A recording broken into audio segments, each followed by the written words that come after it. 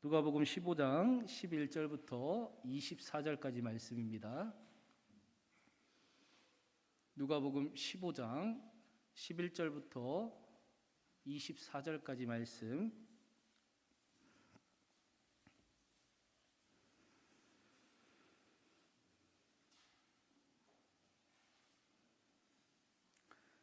누가복음 15장 11절부터 24절까지 제가 봉독해 드리겠습니다.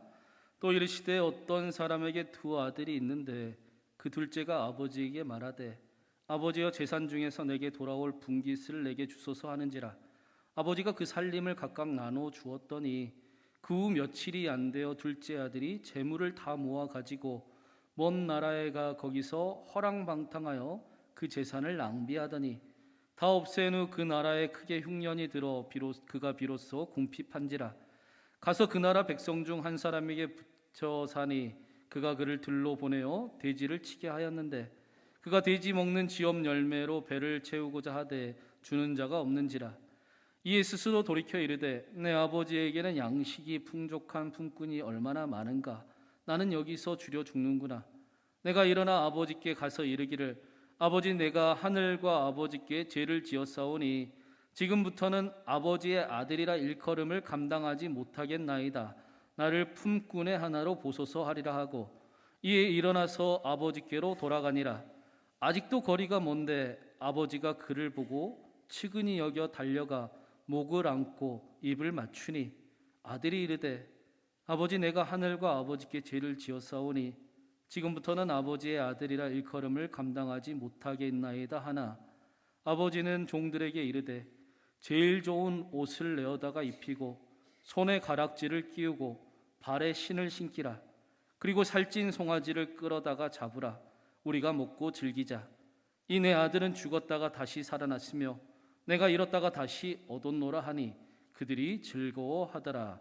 이 말씀은 살아계신 하나님의 말씀입니다.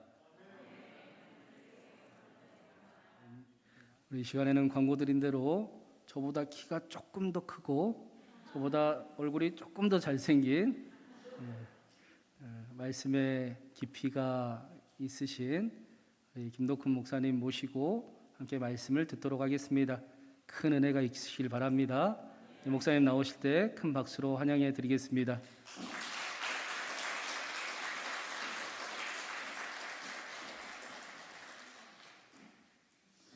옆에 쓰면 안 될 것 같아요. 네, 반갑습니다, 여러분.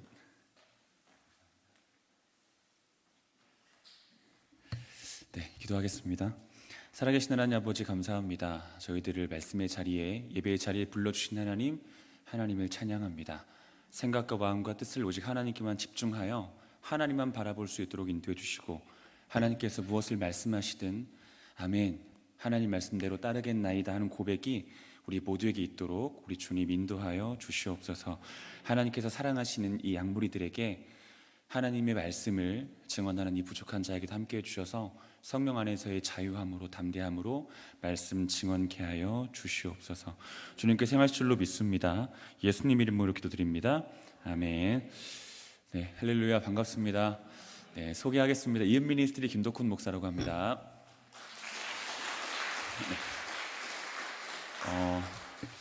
8개월 만에 뵙습니다. 네, 다시 불러주셔서 참 감사합니다. 지난 여름에 여러분들 뵙고 내려가는 길에 참 많이 감사하고 행복했습니다. 이제 보통 제가 청년들을 주로 대상으로 사역을 하고 있고 청년들과 함께 말씀을 나누는 일들은 자주 있지만 뭐라고 설명을 드려야 되지? 조금 연세가 있으신 분들 앞에 설교하는 일이 사실은 자주 있는 일은 아닌데 제 기억이 맞다면 제가 그동안 다녔던 모든 교회들 중에서 가장 말씀에 반짝이는 눈빛으로 반응해 주신 장년분들이 바로 여러분들이셨어요.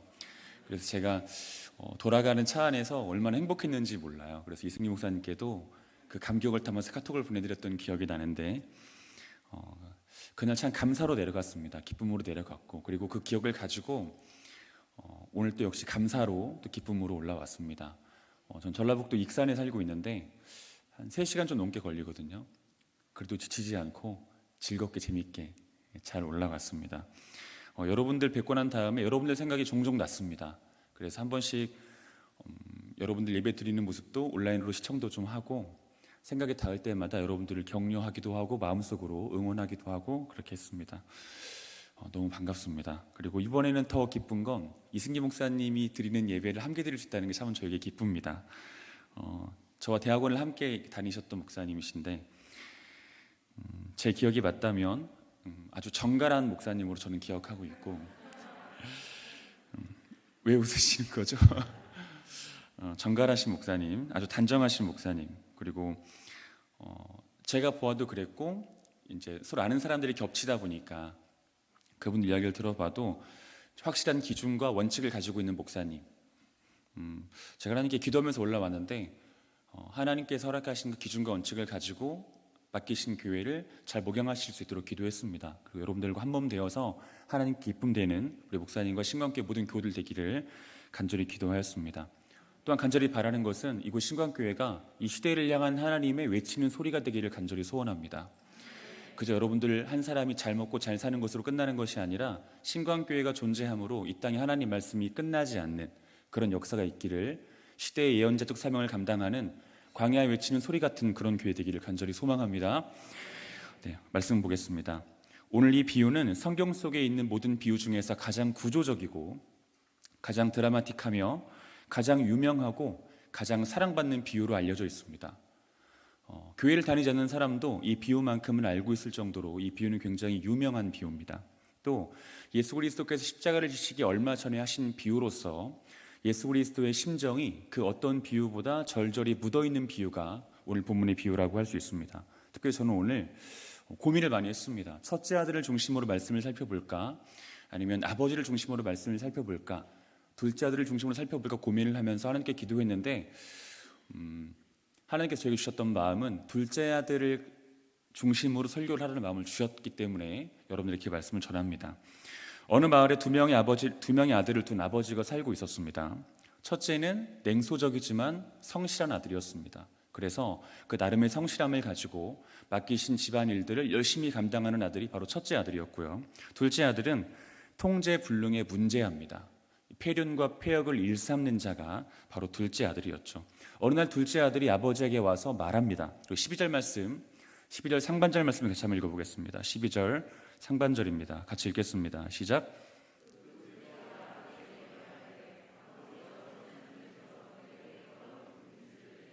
여기까지. 그 둘째가 아버지에게 말하되 아버지여, 재산 중에 내게 돌아올 분깃을 내게 주소서. 널리 알려진 바와 같이 살아있는 아버지에게 분깃, 즉 유산을 요구하는 것은 아버지의 죽음을 촉구하는, 아버지의 죽음을 재촉하는 이 폐륜적 발언입니다. 또한 이 본절을 잘 보면 분깃이라고 하는 표현이 나오죠. 이 분깃이라고 하는 표현은 부동산을 제외한 나머지 재산을 의미하는 표현입니다. 부동산을 제외한 나머지 재산, 이 재산을 분깃이라고 말을 합니다. 자, 무엇을 의미하는 것일까요? 이 둘째는 부동산을 처분하는 시간도 기다릴 수 없을 만큼 아버지를 빨리 떠나고 싶었던 사람이었다는 겁니다. 부동산을 처분하기 위해서는 시간이 필요하지 않겠습니까? 근데 그 시간도 기다릴 수 없을 만큼 빨리 아버지를 떠나고자 하는 마음이 둘째 아들에게 있었던 것이죠. 아버지를 향한 강한 거부감, 아버지를 향한 강한 반항심, 그리고 극도의 실증, 이런 것들이 둘째 아들 가운데 있었던 겁니다. 당시 이런 종류의 자식들은 재산을 몰수하거나 가족에서 축출하거나 또 돌에 맞아 죽게 했습니다. 이런 종류의 자식은. 그런데 비유 속 아버지는 둘째 아들에게 어떠한 해도 입히지 않습니다. 아무런 해도 입히지 않고 그가 원하는 것을 그대로 들어주죠. 우리 다시 한번 12절 말씀 읽어보도록 하겠습니다. 12절입니다. 함께 읽겠습니다. 시작. 그 둘째가 아버지에게 말하되 아버지여, 재산 중에서 내게 돌아올 분깃을 내게 주소서 하는지라. 아버지가 그 살림을 각각 나누어 주었더니, 자, 아버지가 그 살림을 각각 나누어 주었다 라고 기록하고 있습니다. 주목할 점이 있죠. 자, 이 둘째 아들이 아버지에게 요구한 것이 무엇이었습니까? 바로 분깃이었습니다.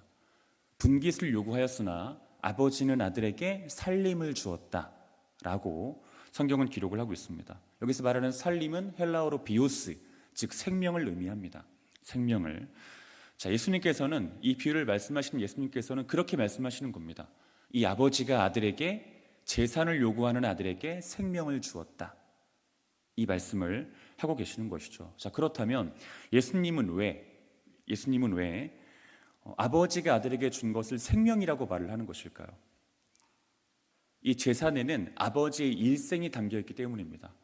아버지의 평생이 담겨 있기 때문이죠. 아버지의 피와 땀과 눈물이 담겨 있기 때문입니다. 제가 신광교회 예배를 시청하면서 제 마음에 가장 큰 울림이 있었던 하나의 대목이 있었는데 뭐냐면 그 헌금을 가지고 십자가를 바라보시면서 기도를 하시더라고요. 사실 이게 일반적인 교회에서는 좀 보기 어려운 풍경이거든요. 그 모습을 보면서 제 마음에 좀 은혜가 있었습니다. 여러분, 성도가 낸 헌금을 함부로 쓸 수 없는 이유가 무엇입니까? 성도가 낸 헌금을 함부로 사용할 수 없는 이유는 그 헌금이 그 성도의 피와 땀과 눈물이기 때문이죠. 그 돈을 벌기 위해서 그 돈을 하나님 앞에 내기까지의 과정 속에서 굉장히 많은 어려움과 또 직장 상사로부터 듣는 그런 애먼 소리, 또 피, 땀, 눈물 이런 것들이 헌금 안에 담겨 있는 것이기 때문에 헌금에 대한 존중이 사실 필요한 것이죠. 헌금을 내는 이에 대한 존중은 사실 말할 것도 없고요. 자, 예수님께서 이 비유를 하신 예수님께서 아버지가 아들에게 준 것을 생명이라고 말을 하는 것은 단지 재산이 아니라 단순한 재산이 아니라 생명이라고 말하는 것은 그 속에 아버지의 일생, 아버지의 평생, 아버지의 피땀 눈물이 담겨 있기 때문입니다. 자, 지금까지의 스토리를 이렇게 한번 정리해 볼 수 있겠습니다.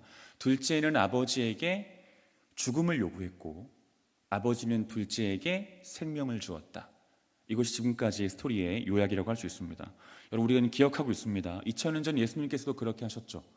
예수님께 죽음을 요구하는 사람들에게 생명을 주시면서 돌아가시지 않으셨습니까? 오늘 본문 속 아버지가 예수님의 모습을 우리들에게 보여주고 있습니다. 자, 본문 13절 말씀 읽어보겠습니다. 본문 13절입니다. 함께 읽겠습니다. 시작. 그 후 며칠이 안 되어 둘째 아들이 재물을 다 모아가지고 먼 나라에 가 거기서 허랑방탕하여 그 재산을 낭비하더니, 자, 13절에 보니 재물을 다 모아가지고 라고 표현하고 있습니다. 재물을 다 모아가지고, 이 말은 어떤 뜻이냐면 아버지께로부터 받은 모든 재산을 현금화했다는 겁니다. 다 돈으로 바꾸었다는 것이죠. 그리고 이 표현 속에 아버지를 향한 둘째 아들의 태도가 담겨 있습니다. 아버지를 향한 둘째 아들의 태도. 여러분, 당시에 아버지로부터 어떠한 것을 받지 않습니까? 그런데 이 받은 것을 아버지가 살아계시는 동안에는 처분할 수가 없습니다. 처분권이 없는 겁니다. 만일 이것을 어기는 사람이 있다면, 아버지께서 주신 것을 아버지가 살아있는 동안에 처분하는 사람이 있다면 그 사람은 아비를 죽은 자 취급하는 사람으로 인정되었습니다. 아버지가 살아있는 동안 그 재산을 처분하는 것은 아버지를 죽은 자 취급하는 것으로 사람들이 인정을 한 것입니다. 그리고 아버지를 공개적으로 업신여기는 것으로 간주했습니다. 저렇게 이 지점에서 우리의 태도를 한번 점검해 볼 필요가 있겠습니다. 여러분은 예수님을 살아계신 분으로 인식하며 살고 계십니까? 네, 눈빛을 보니까 거짓말은 아니신 것 같아요. 예수님을 과연 우리는 살아계신 분으로 인식하며 살고 있나? 우린 과연 날마다 순간마다 예수님의 불꽃 같은 눈빛을 의식하며 살고 있나? 내가 어떤 말을 할 때, 내가 어떤 행동을 할 때 나는 과연 예수 그리스도께서 보고 계시고 예수 그리스도께서 지금 듣고 계신다라고 하는 것을 기억하고 있나? 우린 과연 예수님 앞에서 생각하고 예수님 앞에서 말하고 예수님 앞에서 행동하는가? 우린 과연 예수 그리스도를 살아계신 분으로 인식하며 살고 있는가? 이 질문이 우리들에게 필요한 줄로 믿어요. 사랑하는 여러분, 여러분들에게 예수님은 어떤 분이십니까? 이 시대 많은 사람들에게 예수님은 가끔 찾아가 안부를 묻는 부모님 정도의 위치입니다. 날마다 찾아가지 않고 가끔 찾아가 얼굴을 비추는 부모님 정도의 위치가 바로 이 시대 예수님의 위치라고 볼 수 있어요. 사랑하는 여러분, 간절히 기도합니다. 우리 신광교회 모든 교우 여러분들에게 예수 그리스도는 참으로 살아계신 분이 되기를 간절히 소원합니다.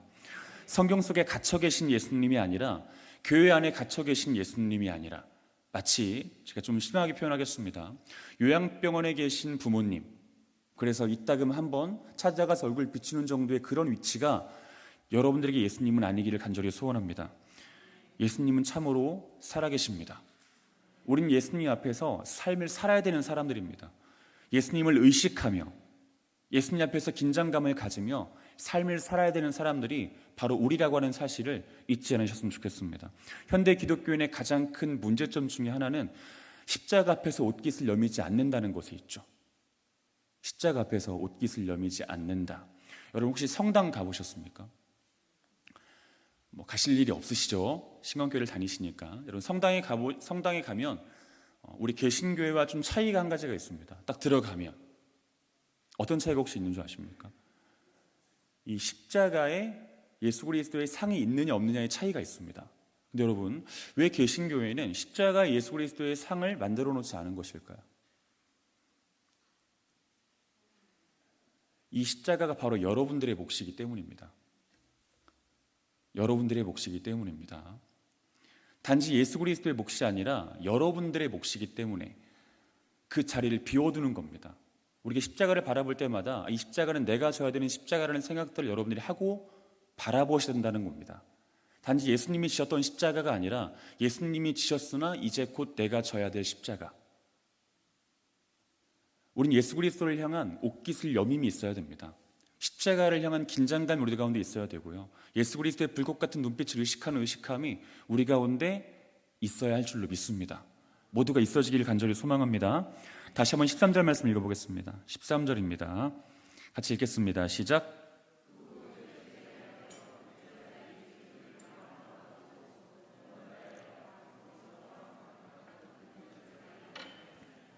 그 후 며칠이 안 되어 둘째 아들이 재물을 다 모아가지고 먼 나라에 가 거기서 허랑방탕하여 그 재산을 낭비하더니, 자, 둘째가 아버지께서 주신 것을 다 현금화시켜서 다 돈으로 바꾸어 먼 나라로 떠났습니다.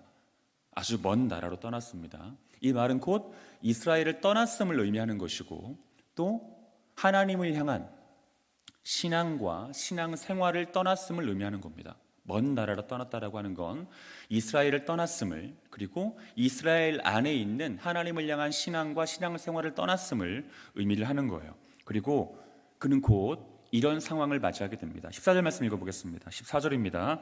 같이 읽겠습니다. 시작. 다 없앤 후 그 나라에 큰 흉년이 들어 그가 비로소 궁핍한지라. 자, 아버지께로부터 받은 것을 현금화했습니다. 그 돈을 가지고 먼 나라로 떠났습니다. 이스라엘을 떠났습니다. 하나님을 향한 신앙을 떠났습니다. 신앙 생활을 떠났습니다. 그리고 그에게 다가온 결말은 전 재산을 탕진하는 것이었고 빈털터리가 되는 것이었습니다. 그리고 굶어 죽는 신세가 되는 것이었죠. 그가 떠난 나라에 불어닥친 흉년으로 인하여 굶어 죽는 신세가 되는 것이 그의 결말이었습니다. 최악의 상황이라고 볼 수 있죠. 최악입니다. 자, 그럼 이제 선택해야 됩니다. 한 가지를 선택해야만 해요. 무엇을 선택해야 됩니까? 바로 아버지를 선택해야 됩니다. 아버지를. 아버지께 나아가 용서와 용납을 간구해야 합니다. 이것이 아들이 선택해야 되는 선택이죠. 이 상황에서. 자, 사랑하는 여러분, 인생을 살아가다 보면, 제가 여러분들 앞에 인생을 논하기가 참 부끄럽기는 한데, 인생을 살아가다 보면 시련을 만나게 됩니다. 시련을. 예기치 못한 불강력적인 시련을 만나게 되고 위기를 만나게 되죠. 그리고 그때 우리는 온갖 잡다한 소리를 듣게 됩니다. 사람들이 하는 말들, 야, 포기해, 다 끝났어, 그러게 진작 좀 잘하지. 그리고 가장 많이 듣는 말, 내가 그럴 줄 알았어. 그럴 줄 알았으면 기도 좀 해주지. 내가 그럴 줄 알았어. 이런 말을 하죠. 또 우리들의 내면에 솟구치는 말들이 있습니다. 나는 이제 끝났구나, 죽고 싶다. 이런 말들이 솟구치죠. 그러나 우리는 땅에서 들리는 그 음성에 귀를 기울이지 말아야 합니다. 그리고 우리들의 감정에서 올라오는 그 어떠한 소리에도 귀를 기울이지 말아야 합니다. 우리가 주목해야 되는 소리는 하늘에서 들리는 소리죠. 여러분, 하늘에서 어떤 소리가 들립니까? 시련을 만난 우리들에게, 어려움을 만난 우리들에게 하늘에서 들리는 음성이 한 가지가 있다면 그 음성은 바로 시련과 위기를 만난 너희여, 내게로 돌아오라. 시련과 위기 앞에선 너희여, 내게로 돌아오라 하는 것이 여러분들을 향한 하늘의 음성입니다. 여러분들은 대한민국 땅에 발딛고 삶을 살아가지만 여러분들의 시민권은 하늘에 있습니다.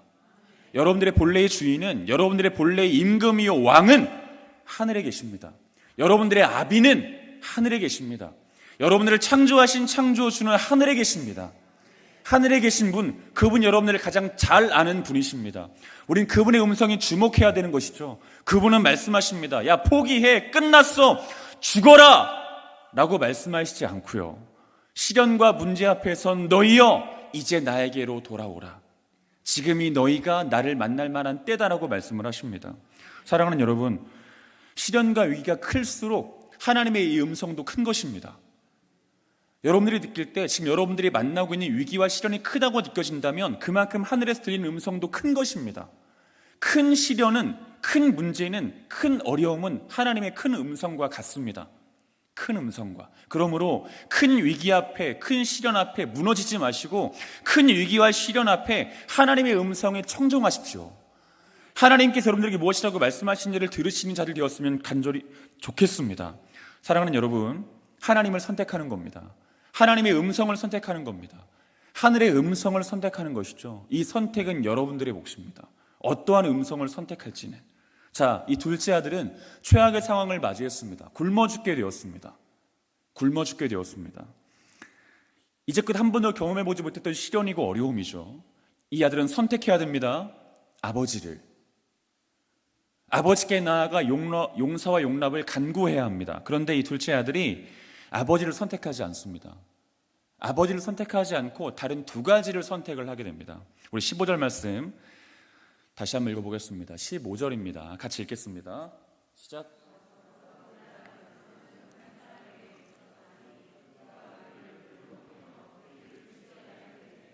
자, 둘째 아들의 첫 번째 선택이 무엇입니까? 마땅히 아버지를 선택해야 되는데 아버지를 선택하지 않은 둘째 아들의 첫 번째 선택은 그 나라에 사는 힘을 가진 어떠한 입니다. 사람을 선택한 거죠. 어떠한 사람을. 여러분, 이것이 인간의 한계입니다. 인간의 한계. 인간의 한계. 여러분, 제가 지난번에 와서 혹시 제가 약간 저에 대해 설명을 좀 드렸나요? 제가 동정표를 한번 여러분들에게 구해보겠습니다. 여러분, 지금 제가 좀 아픕니다. 전혀 그렇게 보이지 않죠? 보이나 본데. 아프게 보이지 않으려고 지금 제가 머리도 새로 좀 하고 이렇게 왔습니다. 옷도 좀 모처럼 정장도 입고 왔습니다. 제가 사실 췌장이랑 담도가 좀 아파요. 간도 좀 아프고 병원에 갔더니 간이랑 담도는 검사가 안 된대요. 그 정도로. 그리고 췌장 같은 경우에도 정확히 무엇인지가 판단이 안 돼서, 현대의학도 그런 게 있나 봐요. 판단이 되지 않아가지고 어찌할 수 없는, 그래서 그냥 계속 체크를 해야 되는 상황이라고 말씀을 하셨습니다. 제가 그 이야기를 2019년 11월에 처음 들었거든요. 저에게는 2명의 아들이 있습니다. 2명의 아들. 첫째는 루아. 이승용 목사님 첫째도 루아라고 들었습니다. 루아고요. 원래 그 괜찮은 목사님들 첫째는 다 루아예요. 둘째는 이든인데 또 아내가 있고, 아내는 1명 있습니다. 제가 눈앞이 캄캄했습니다. 사실 그 이야기를 듣고. 제가 그 당시에 39살이었거든요. 30대잖아요. 근데 한 달 정도 지난 다음에 제가 하나님께 기도하는데 제 마음에 이런 마음이 들었습니다. 하나님, 일단 너무 죄송합니다. 하나님께서 주신 몸인데 제가 제 몸을 하나님을 위해서만 사용한 것이 아니라 죄악을 위해서 사용한 적도 너무나 많습니다. 죄송합니다. 그 두 번째, 하나님 감사합니다. 왜냐하면 이제 해야 될 것만 할 수 있게 되었으니까요. 하고 싶은 것이 아니라 해야 될 것, 그것을 할 수 있게 되었으니 하나님 감사합니다. 하나님만 바라볼 수 있게 되었으니 하나님 감사합니다. 라고 기도했습니다. 사랑하는 여러분, 위기를 만나면, 어려움 만나면 사람들은 사람을 찾습니다. 하나님을 잘 찾지 않습니다. 이것이 인간의 한계죠. 시편 146편 3절 4절 말씀 보면 이렇게 말씀합니다. 귀인들을 의지하지 말며 도울임이 없는 인생도 의지하지 말지니 그의 호흡이 끊어지면 흙으로 돌아가서 그날에 그의 생각이 소멸하리로다. 귀인들을 의지하지 말라고 합니다. 방백들을 의지하지 말라고 합니다. 도림이 없는 인생을 의지하지 말라고 합니다. 힘이 있어 보이는 사람을 의지할수록 하나님은 힘을 쓰시질 않습니다. 힘이 있어 보이는 사람들을 붙잡을수록 하나님은 힘을 발휘하시지 않습니다. 그런데 둘째 아들이 힘 있는 어떠한 사람을 선택합니다. 아버지를 선택해야 되는 둘째 아들이. 자, 둘째 아들의 두 번째 선택이 있습니다. 둘째 아들의 두 번째 선택은 무엇입니까? 바로 새로운 일자리예요. 새로운 일자리. 우리 다시 한번 15절 말씀을 읽어보도록 하겠습니다. 15절입니다. 함께 읽겠습니다. 시작. 가서 그날 백성 중 한 사람에게 붙여 사니 그가 그를 들로 보내어 돼지를 치게 하였는데. 자, 둘째 아들이 새로운 일자리를 선택합니다. 새로운 일자리를. 근데 그 일자리가 무엇입니까? 돼지를 치는 일입니다. 돼지를 치는 일. 여러분 성경을 많이 읽어보셨을 것이기 때문에, 또한 설교도 많이 들어보셨을 것이기 때문에 이스라엘 백성들에게 돼지가 어떠한 동물인지는 다들 알고 계실 겁니다. 하나님의 말씀인 율법에 따라서 이스라엘 백성들은 돼지를 부정한 짐승으로 여겼습니다. 부정한 짐승. 그러므로 부정한 짐승인 돼지를 치는 일을 한다라고 하는 건 결코 가볍게 볼 수 있는 일이 아닙니다. 먹고 살려고 하는 일이겠지라고 생각할 수 있는 일이 아니라고 하는 겁니다. 어떤 의미를 갖는 일이라고 볼 수 있죠. 그게 두 가지 의미겠다고 생각할 수 있습니다. 첫 번째는 바로 이 둘째 아들이 생존을 위해서, 먹고 살기 위해서 하나님의 말씀을 버렸음을 의미합니다. 하나님의 말씀을 버렸음을. 두 번째, 이 둘째 아들이 먹고 사는 일을 위해서 이스라엘 사람이라고 하는 정체성을 버렸음을 의미합니다. 하나님의 말씀을 버렸음을 의미하고 이스라엘 사람이라고 하는 정체성을 버렸음을 의미하는 겁니다. 사랑하는 여러분, 우리도 이럴 때가 참으로 많이 있죠. 먹고 살기 위해서, 생존을 위해서, 먹고 사는 일을 위해서 하나님의 말씀을 등질 때가 많습니다. 하나님의 말씀을. 하나님의 말씀이 무엇을 말씀하시는지가 분명하지만 먹고 사는 일에, 생계와 생존에 위협을 느끼고 싶지 않기 때문에, 하나님 말씀이 가르치는 바가 분명하지만 그 말씀을 따라가지 않을 때가 너무나 많죠. 세상 사람 노릇하느라 하나님의 사람 노릇하지 못할 때가 너무나 많습니다. 세상 사람으로 사느라 하늘나라 백성으로 살지 못할 때가 너무나 많다는 겁니다. 누구의 엄마로 사느라 그리스도인으로 살지 못할 때가 많습니다. 한 가정의 가장으로 사느라 그리스도인으로 살지 못할 때가 많습니다. 학생으로 사느라 그리스도인으로 살지 못할 때가 많고요. 친구 노릇하느라 그리스도인으로 살지 못할 때가 많습니다. 직장인으로 사느라 그리스도인으로 살지 못할 때가 많고요. 심지어 목사로 사느라 그리스도인으로 살지 못할 때도 많습니다. 전도사로 사느라 그리스도인으로 살지 못할 때가 많습니다. 엄마라는 이름에, 아빠라는 이름에, 직장인이라는 이름에, 학생이라는 이름에, 목사, 전도사라고 하는 이름에 집중하다 보니 정작 그리스도인이라고 하는 그 이름에 집중하지 못할 때가 많다는 겁니다. 여러분들은 누가 봐도 그리스도인이 맞습니까? 모르는 사람들이 여러분들을 봐도 저 사람은 그리스도인이 분명하구나라고 말할 수 있는 사람들입니까? 여러분 참으로 그렇습니까? 그리스도인이 맞습니까, 여러분? 그 정체성 여러분들에게 분명히 살아있습니까? 여러분, 이 둘째 아들은 생존의 위협을 느끼는 상황이었습니다. 먹고 사는 일이 당장에 어려운 사람이었습니다. 그래서 그는 하나님의 말씀을 버렸습니다. 하나님의 말씀을. 먹고 사는 일을 위해서. 자, 여러분들 같으면 어떻게 하시겠습니까? 먹고 사는 일이 중요합니까? 하나님의 말씀을 따르는 일이 중요합니까?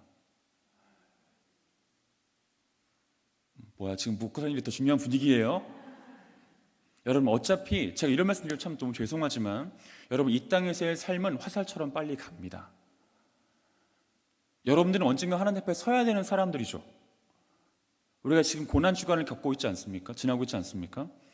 우리가 이 기간 동안 다른 때 했던 그 어떤 생각보다 조금 더 레디컬한 생각이 우리들에게 필요합니다. 조금 더 극단적인 생각이 필요하다는 말씀입니다. 나에게 중요한 것은 무엇인가? 생존이 중요한가? 아니면 하나님 말씀이 중요한가? 여러분, 먹고 사는 것이 중요합니까? 하나님 말씀을 따르는 것이 중요합니까? 하나님 말씀을 따라가다가 굶어 죽는 것이 오히려 의로운 일입니다.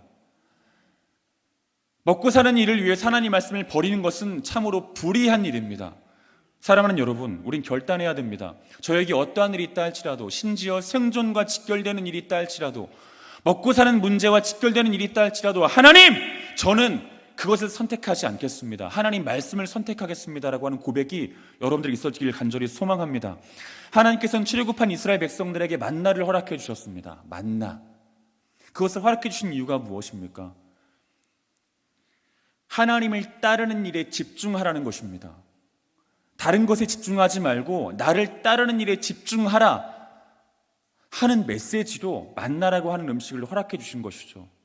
사랑하는 여러분, 하나님께서 여러분들에게 많은 은혜들을 허락하십니다. 그 은혜를 허락하시는 궁극적 이유가 무엇입니까? 우린 감상적으로만 생각하죠. 나를 사랑하기 때문에. 물론 틀린 말은 아닙니다. 하지만 하나님께서 여러분들에게 어떠한 은혜를 주신다면 그 은혜를 주시는 이유는 여러분들로 하여금 더 이상 세상 따라가는 사람이 아니라 나만 따라오는 것에 집중하라 하는 메시지로 여러분들에게 은혜를 주시는 것입니다. 사랑하는 여러분, 은혜를 받을 때마다 기억하십시오. 하나님께서 나에게 말씀하시는구나. 나를 따르는 것에 집중하라. 여러분, 예수님께서 제자들을 콜링하실 때, 제자들을 부르실 때 거창한 말씀을 하시지 않으셨습니다. 딱 5글자 얘기하셨죠. 우리나라 말로 하면 나를 따르라 하셨습니다. 그리스도인은 따르는 자입니다. 그리스도인은 교회를 다니는 자가 아닙니다. 그리스도인은 성경을 들고 다니는 자도 11조를 하는 자도 교회 예배를 출석하는 자도 아닙니다. 그리스도인은 그리스도의 말씀을 따라가는 자입니다. 그리스도의 말씀을 따라가는 그 소문이 전북 익산까지 나는 여러분 되셨으면 좋겠습니다.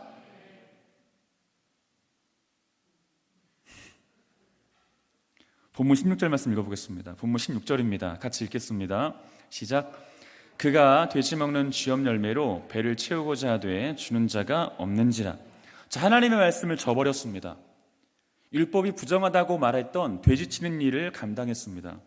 이스라엘 사람이라고 하는 정체성을 버렸습니다. 어떻게든 살아보려고 했습니다.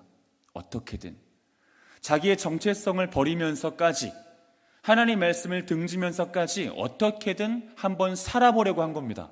어떻게든. 그리고 그런 둘째에게 주어진 것이 무엇입니까?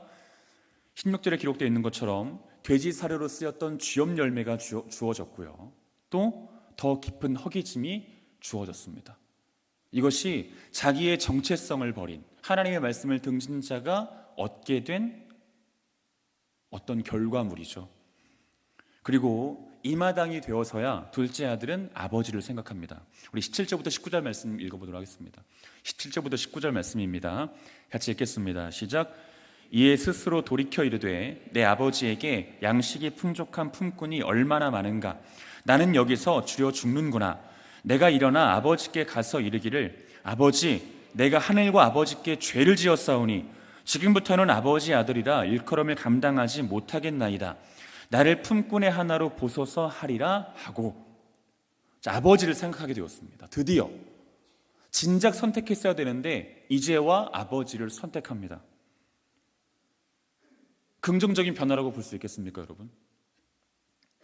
긍정적인 변화라고 보여지지만 사실은 긍정적인 변화가 전혀 아닙니다. 자, 이 아들의 고백을 잘 한번 보십시오. 이 아들의 고백을 보면 자기 처지에 대한 비관이 있습니다. 또 자기 연민이 있습니다. 자기 처지에 대한 비관, 자기 연민이 있어요. 그러나 그 어디에도 자기가 이전에 행했던 일들에 대한 부끄러움이나 수치가 없습니다. 또 아버지를 향한 죄송스러움도 없습니다. 아버지를 떠올리기는 하지만 아버지에게 자기가 했던 말과 행동에 대한 부끄러움은 없어요. 아버지를 떠올릴 뿐이죠. 이 위기를 극복하기 위해서 아버지를 떠올리는 것 뿐입니다. 중동 문화의 최고의 전문가이자 탁월한 성경 해석자인 케네스 베일리라고 하는 사람이 본문 18절의 기록을 출애굽기 10장 16절의 기록과 같은 기록으로, 같은 의미를 가진 기록으로 봅니다. 우리 출애굽기 10장 16절 말씀 찾아보도록 하겠습니다. 출애굽기 10장 16절입니다.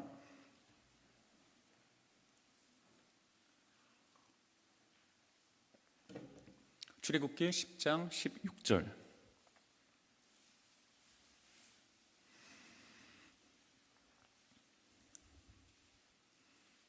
네, 같이 한번 읽어보도록 하겠습니다. 출애굽기 10장 16절입니다. 함께 읽겠습니다. 시작. 바로가 모세와 아론을 급히 불러 이르되 내가 너희의 하나님 여호와와 너희에게 죄를 지었으니. 바로가 모세와 아론을 급히 불러 이르되 내가 너희의 하나님 여호와와 너희에게 죄를 지었으니. 자, 어떤 내용입니까? 이스라엘 백성들의 애굽에서 400여 년간 노예 생활을 했습니다. 그리고 하나님께서 때가 되어 이스라엘 백성들을 이 애굽에서 건져내시기를 원하셨습니다. 그리고 그때 애굽에 재앙들을 내리기 시작하시죠. 재앙들을. 그 재앙 속에서 애굽 왕 바로가 괴로웠습니다. 너무 힘들었죠. 어찌할 수 없는 괴로움들이 닥치는 그 상황 속에서 바로는 어찌할 바를 몰랐습니다. 그래서 모세 아론을 불러다가 하나님을 말합니다. 위기와 어려움을 극복하기 위한 방법으로 모세와 아론 앞에서 자기가 믿지도 않는 하나님을 들먹이고 있는 것이죠. 출애굽기 10장 16절은 그런 기록입니다. 이 비유속 둘째 아들도 마찬가지입니다. 자신이 겪고 있는 이 극도의 어려움, 시련, 문제, 이것을 극복하기 위해서 사랑하지도 않는 아버지 이름을 들먹일 뿐입니다. 두려워하지도 않는 아버지의 이름을 생각할 뿐인 것이죠. 아버지와 아버지 이름을 이용하여 문제를 극복하고자 하는 마음만 있을 뿐입니다. 어려움에서 벗어나고자 하는 마음이 있을 뿐이죠. 자, 사랑하는 여러분, 우리는 어떻습니까? 여러분은 언제 아버지를 찾으십니까? 보통 어르신들은 의자에 앉을 때와 일어설 때 아버지를 찾으십니다. 아이고 아버지 하시면서 앉고 아이고 아버지 하고 일어나시죠. 숨이 찰 때 아이고 아버지, 배부를 때 아버지. 여러분, 우리는 언제 아버지를 찾습니까? 젊은 청년분들에게 질문하지 않겠습니다. 언제 아버지를 찾으시나요, 여러분? 많은 사람들은 바로 애굽왕 바로처럼 혹은 비유 속 둘째 아들처럼 자신이 어떤 어려움을 만날 때 아버지를 찾습니다.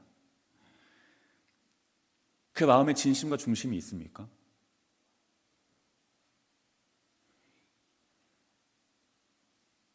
오직 아버지를 이용하려고 하는 생각들로 가득 차 있을 때가 많죠. 여러분, 그냥 주님이 그리워서 주님을 불러보신 적이 언제입니까? 그냥 문제를 극복하기 위해서 주님을 부르는 것 말고, 내가 원하는 것을 얻기 위해서 아버지를 찾는 것 말고, 진짜 아버지가 그리워서, 진짜 예수님이 그리워서, 정말 예수님이 너무 좋아서, 예수님을 너무 사랑해서 예수님, 아버지라고 부를 때가 여러분 언제이셨습니까? 우린 신앙의 연수를 자랑합니다. 그러나 우리가 정작 말해야 할 것은 우리가 오늘 아버지를 찾았다라고 하는 바로 그 말입니다. 이용하기 위해 찾는 것 말고, 문제를 극복하기 위해 찾는 것 말고, 소원을 성취하기 위해 찾는 것 말고, 여러분, 단지 우리가 하나님을 소원을 성취하기 위해서만 찾는다면, 우리들의 문제를 벗어나기 위해서만 찾는다면 우린 타종교 사람들과 똑같은 겁니다. 일반적인 종교를 가진 사람들이 그 종교의 신을 믿는 것과 다르지 않은 믿음으로 우리가 하나님을 그렇게 믿는 것일 뿐인 것이죠. 사랑하는 여러분, 하나님이 정말 사랑해서, 하나님을 너무나 사랑하기 때문에, 하나님이 정말 보고 싶어서, 하나님이 정말 그리워서, 하나님이 없으면 안 될 것 같아서, 하나님이 내 전부라서, 하나님이 나의 모든 것이라서 하나님을 찾는 여러분 되셨으면 좋겠습니다. 여러분, 하나님은 이 시대 가운데 그 사람을 찾으시는 겁니다. 많은 사람들, 정말 수십억의 사람들이 오늘도 하나님을 찾았을 겁니다. 왜요? 문제가 많으니까요. 살기가 너무 힘드니까요. 괴로우니까요. 어려우니까요. 답답하니까요. 막막하니까요. 그래서 하나님을 찾습니다. 그것이 나쁜 것이라고 할 수는 없을 거예요. 하지만 하나님의 마음이 서글퍼지는 것은 어쩔 수 없을 겁니다. 사랑하는 여러분, 하나님도 위로가 필요합니다. 여러분들에게도 위로가 필요하죠. 여러분들에게도 위로가 필요하지 않습니까? 여러분들에게도 격려가 필요하죠. 여러분들에게도 힘이 필요하죠. 하나님도 마찬가지예요. 하나님은 누구를 통해서 위로를 받으십니까? 하나님은 그저 하나님을 사랑해서 하나님을 부르는 사람에게 위로를 받으십니다. 하나님은 하나님이 보고 싶어서 하나님을 부르는 사람에게 위로를 받으십니다. 사랑하는 여러분, 하나님은 어떠한 이들이 찬양할 때 긴장하십니다. 왜요? 찬양하는 그의 내면에 오직 하나님을 이용하려고 하는 생각밖에 없기 때문이죠. 그러나 하나님은 어떠한 이의 찬양에는 기뻐하십니다. 왜요? 정말 하나님을 사랑해서 부르는 찬양이거든요. 그 속에 어떠한 이유와 목적이 없거든요. 하나님은 어떠한 이들의 예배 출석에 긴장하십니다. 그가 원하는 것이 있죠. 예배에 출석하여 신앙의 의무를 감당하여 종교적 행위를 감당하여 내 삶에 안정감이 생기고 내 미래가 보장되는 것, 그런 것들을 바라고 예배 출석하는 사람들이 너무나 많기 때문에 하나님은 그들의 발자국 소리에도 긴장하십니다. 서글퍼하시죠. 사랑하는 여러분, 목 놓아 주님을 부르는 날, 하나님을 정말 사랑해서 하나님이 없으면 정말 안 돼서 하나님이 없으면 못 살 것만 같아서, 아니 실제로 못 사니까, 그래서 하나님을 부르는 여러분들, 둘째 아들의 모습이 아니라 애구방 바로 같은 그런 부르짖음이 아니라 정말 하나님을 사랑해서 하나님을 찾는 여러분 되셨으면 좋겠습니다. 여러분, 내일부터 특세가 시작된다고 합니다. 온라인이라고 합니다. 참여 다 하실 거죠? 내일부터 시작되는 특세 가운데 저는 하나님께서 여러분들의 모습에서 어떤 모습인가를 보셨으면 좋겠습니다. 어떠한 모습이요? 꿍꿍이 없이 하나님을 찾는 모습이요. 그냥 하나님을 찾는 모습이요. 사랑과 사용은 다릅니다. 하나님을 사용하려는 자들은 많지만 하나님을 사랑하는 자들이 별로 없어요. 이 시대 속에. 다시 본문으로 돌아가 보겠습니다. 이 둘째의 고백은 참된 고백이 아닙니다. 진정한 회개가 아닙니다. 진정한 뉘우침이 아니에요. 자, 그 증거가 19절에 있습니다. 19절 말씀 다시 한 번 더 읽어보겠습니다. 19절입니다. 함께 읽겠습니다. 시작.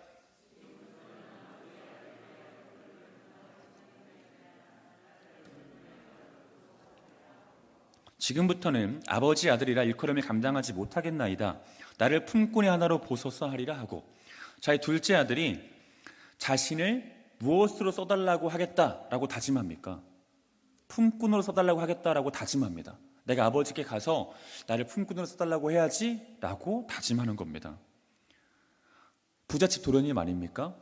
부잣집 도련님이 자기 자신을 품꾼으로 써달라고 말하겠다라고 하는 이 고백은 표면적으로 볼 때는 겸손한 고백처럼 보이지만 실제로는 전혀 겸손하지 않은 고백이에요. 일단 우리가 이 사람의 나를 품꾼으로 써달라고 하겠다는 이 사람의 이 모습 속에서 두 가지 문제점을 발견해 볼 필요가 있어요. 첫 번째는 지금 이 둘째 아들은 문제의 핵심을 파악하고 있지 못해요. 문제의 핵심을. 그는 아버지에게 용서받고 용납받는 방법이 품꾼이 되어 돈을 갚는 것이라고 생각하고 있는 겁니다. 돈을 갚는 것. 돈을 갚으면 아버지와의 관계가 회복되겠지, 아버지가 나를 용서하시고 용납하시겠지라고 하는 의도가 감추어져 있는 거죠. 아버지를 몰라도 너무 모르는 겁니다.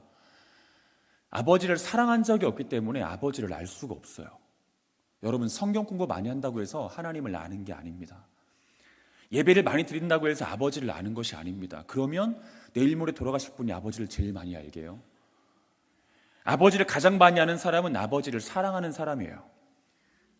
아버지를 사랑하는 사람이 아버지를 가장 많이 압니다. 그런데 둘째 아들은 아버지를 사랑한 적이 없기 때문에 아버지를 알지 못해요. 아버지가 원하시는 것이 무엇인지 몰라요. 둘째 아들은 생각하는 거예요. 아버지가 나에게 원하는 것은 돈이라는 생각을 하는 겁니다. 이 돈을 갚는 것이라는 생각을 하는 거죠. 근데 여러분, 아버지가 원한 게 뭐였습니까?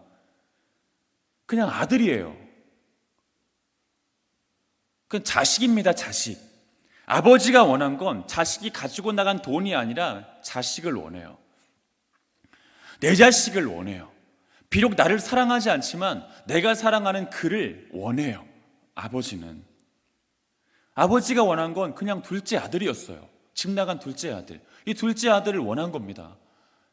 그런데 몰라요. 문제의 본질을 파악하고 있지를 못해요. 두 번째, 그는 지금 아버지와 함께하는 게 싫어요. 아버지께 돌아가기는 한다고 말하지만 아버지께로 돌아가려고는 하지만 아버지와 함께하는 건 싫어요. 왜냐하면 이 품꾼이라고 하는 단어가 그것을 의미하기 때문이에요. 여러분 19절에서 등장하는 이 품꾼이라고 하는 이 단어는 종 혹은 노예를 뜻하는 둘로스가 아닙니다. 헬라 원어로 보면 둘로스가 아니라 고용된 일꾼을 뜻하는 미스티오스예요. 미스티오스. 여러분 둘로스와 미스티오스는 큰 차이가 있습니다. 둘로스는 주인의 재산이었어요. 주인의 재산. 종이지만 노예지만 주인의 재산입니다. 주인의 재산. 그러니까 주인에게서 벗어날 수가 없는 거예요.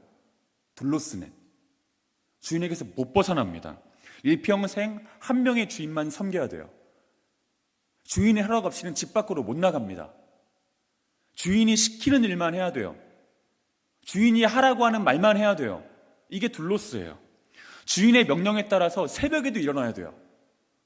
주인의 명령에 따라서. 주인의 명령 앞에서 항상 신실해야 됩니다. 토를 달아서는 안 돼요. 이게 둘로스죠. 주인과 생사고락을 같이 하고 희노애락을 같이 해야 되는 존재가 바로 둘로스입니다. 반면 미스티오스는요. 미스티오스는 그럴 의무가 전혀 없어요. 말 그대로 고용된 일꾼이기 때문에 주인과 함께 살지 않아도 됩니다. 주인의 명령을 지키지 않아도 돼요. 시키는 일만 하면 됩니다. 다른 걸 하지 않아도 돼요. 주인과 생사고락을 함께 할 필요도 없습니다. 그냥 고용주일 뿐이니까, 사장일 뿐이니까 생사고락을 같이 할 필요도 없고 희노애락을 같이 할 필요도 없습니다. 그럴 의무가 전혀 없습니다. 주인과 함께 살지 않아도 되고 주인의 일거수일투족을 동행하지 않아도 돼요. 때로 주인의 명령을 어겨도 됩니다. 주인의 허락 없이 집 밖으로 나가도 돼요. 왜요? 그냥 고용된 일꾼이니까요. 둘로스가 아니니까요. 이 둘째 아들은 지금 자기가 미스티오스가 되겠다고 말해요. 돈을 벌지만 주인에게 종속되지 않는 관계, 그런 관계가 되겠다고 이야기를 하는 겁니다. 여러분 둘째의 모습이 어떻습니까? 자, 이 모습 이대로 아버지에게 가도 됩니까?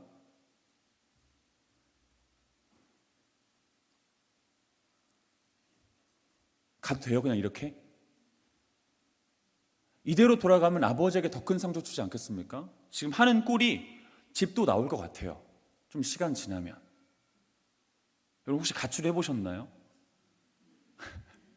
출가는 해보셨죠? 결혼하셨으니까. 하지만 가출은 안 해보셨죠? 저는 가출 많이 해봤거든요. 처음이 어렵지 2번, 3번은 쉽습니다. 나중에는 뭐 아버지 어머니가 찾지도 않아요.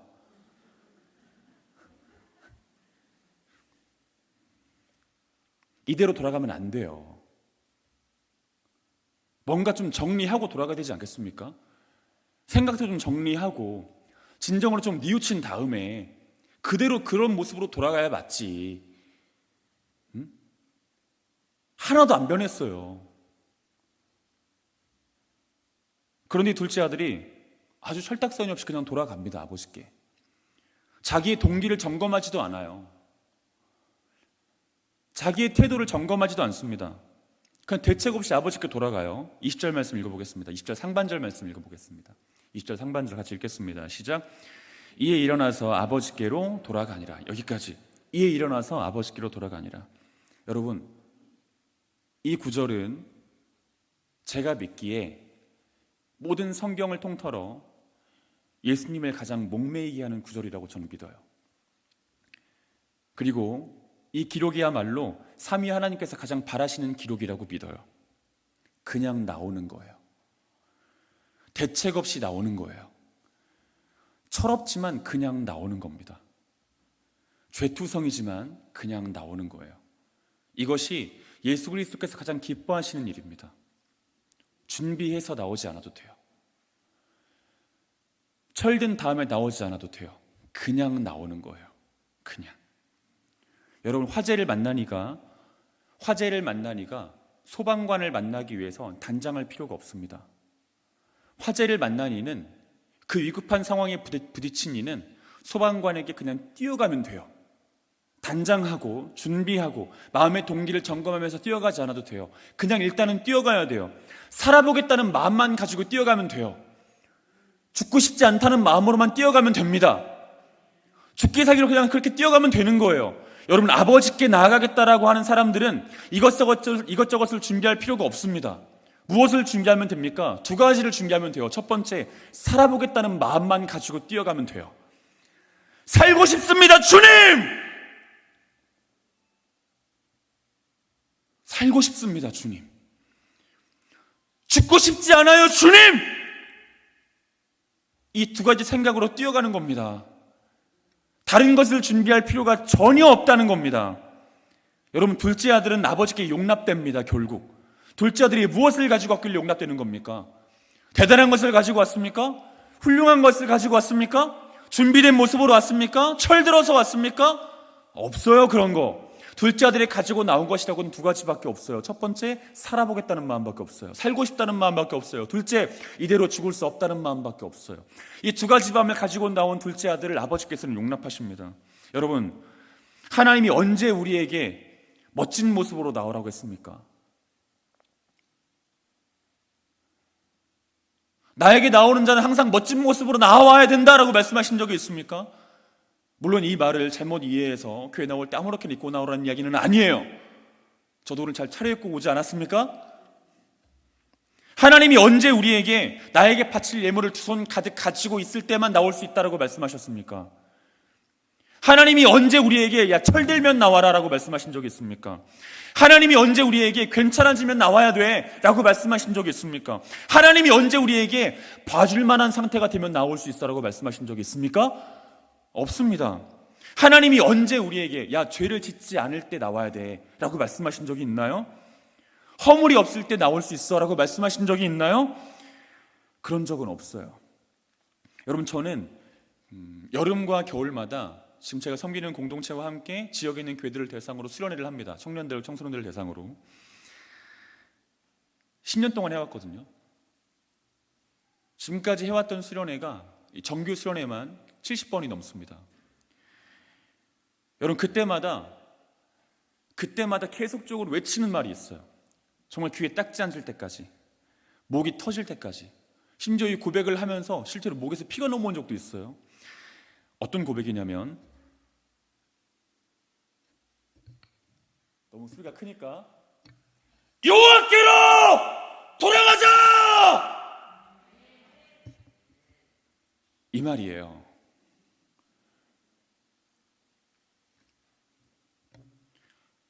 여러분들 교회는 들리시지 않습니까? 하나님의 피울음 섞인 그 외침이. 하나님은 우리들로 하여금 더 많은 연봉을 얻게 하시기 위해서 십자가에 달려 죽으신 것이 아닙니다. 하나님은 우리가 더 넓은 아파트 평수로 옮겨가는 것을 기뻐하셨기 때문에 십자가에 달려 죽으신 것이 아닙니다. 우리 주 예수 그리스도는 우리로 하여금 더 행복하고 더 안정된 미래를 보장하시기 위해서 채찍에 맞으신 것이 아닙니다. 여러분, 예수 그리스도께서 십자가에 달려 죽으신 이유가 무엇입니까? 예수 그리스도께서 십자가에 달려 죽으신 이유, 채찍에 맞으신 이유가 무엇입니까? 여러분들을 아버지께로 인도하기 위함이에요.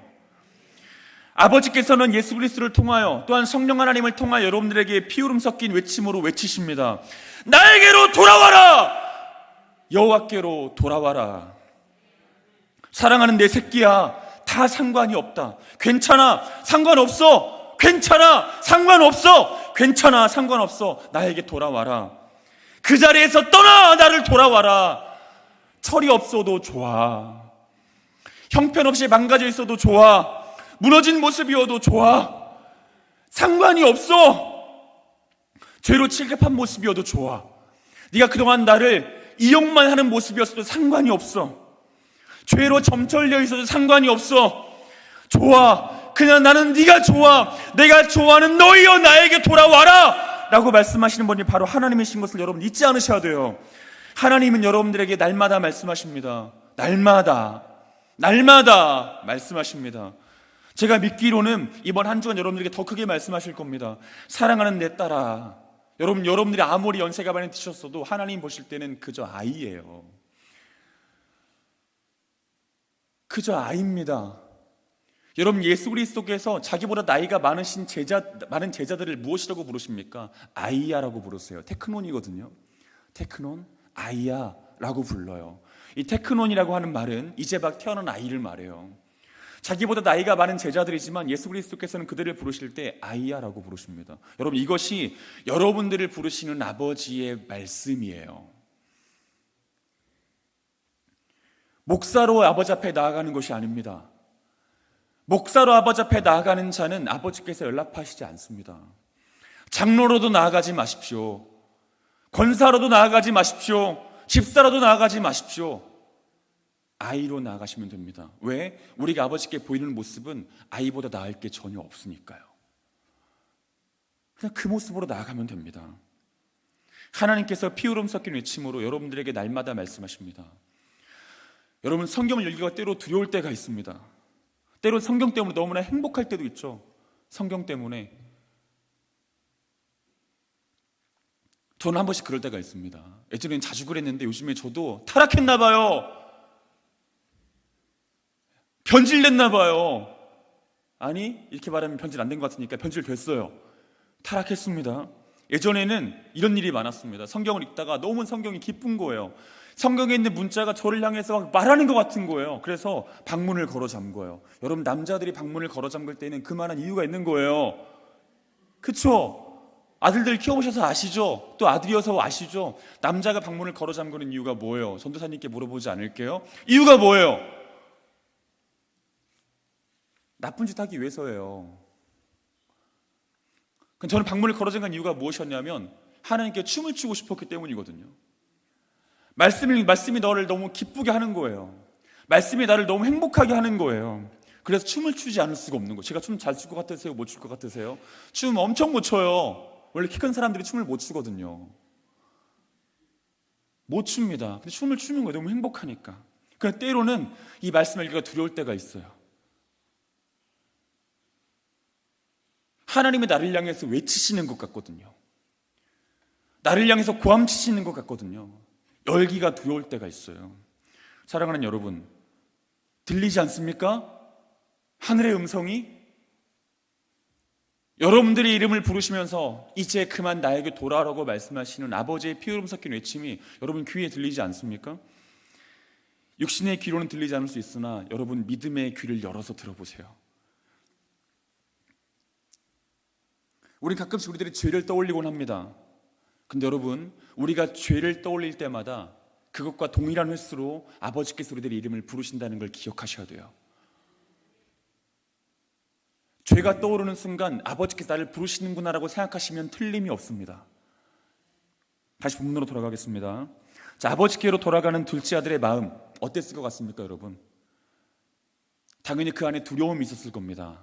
아버지께 돌아가는 마음이지만 두려움이 있었을 거예요. 왜냐하면 당시 이스라엘 사회 속에서 행해지던 하나의 의식 때문이에요. 이 의식이 어떤 의식이냐면 케자자라고 하는 의식이 있습니다. 케자자. 이 케자자라고 하는 의식이 있는데 이 케자자는 어떤 의식이냐면 이 둘째 아들처럼 아버지의 것을 거의 강탈하듯 빼앗아 집을 나간 다음 재산을 모두 탕진하고 집으로 돌아오면 자식 앞에서 마을 사람들이 항아리를 깨는 겁니다. 항아리를 깨는 것으로 부자관계가 깨졌음을 말하는 거예요. 항아리를 깨는 것으로. 그리고 아버지의 재산을 빼앗아 탕진했으니 아버지께 수치를 준 것이죠. 그 아들에게 수치를 주는 의식이 바로 이 케자자라고 하는 의식입니다. 당시 이스라엘 사회에 있었던 이 케자자라고 하는 의식. 둘째 아들의 머릿속에 이 그림이 분명히 있었을 겁니다. 그래서 자기를 자식으로 바라달라고 말하지 못하고 품꾼으로 바라달라고 말할 수밖에 없는 거죠. 자식의 머릿속에, 이 둘째 아들의 머릿속에, 아버지께 돌아가는 둘째 아들의 머릿속에 이러한 이미지가 있었을 거라는 거예요. 마을 사람들이 자기에게 달려와서 항아리를 깨는 장면, 이런 모습들을 생각했을 거라는 겁니다. 그런데 반전이 일어나요.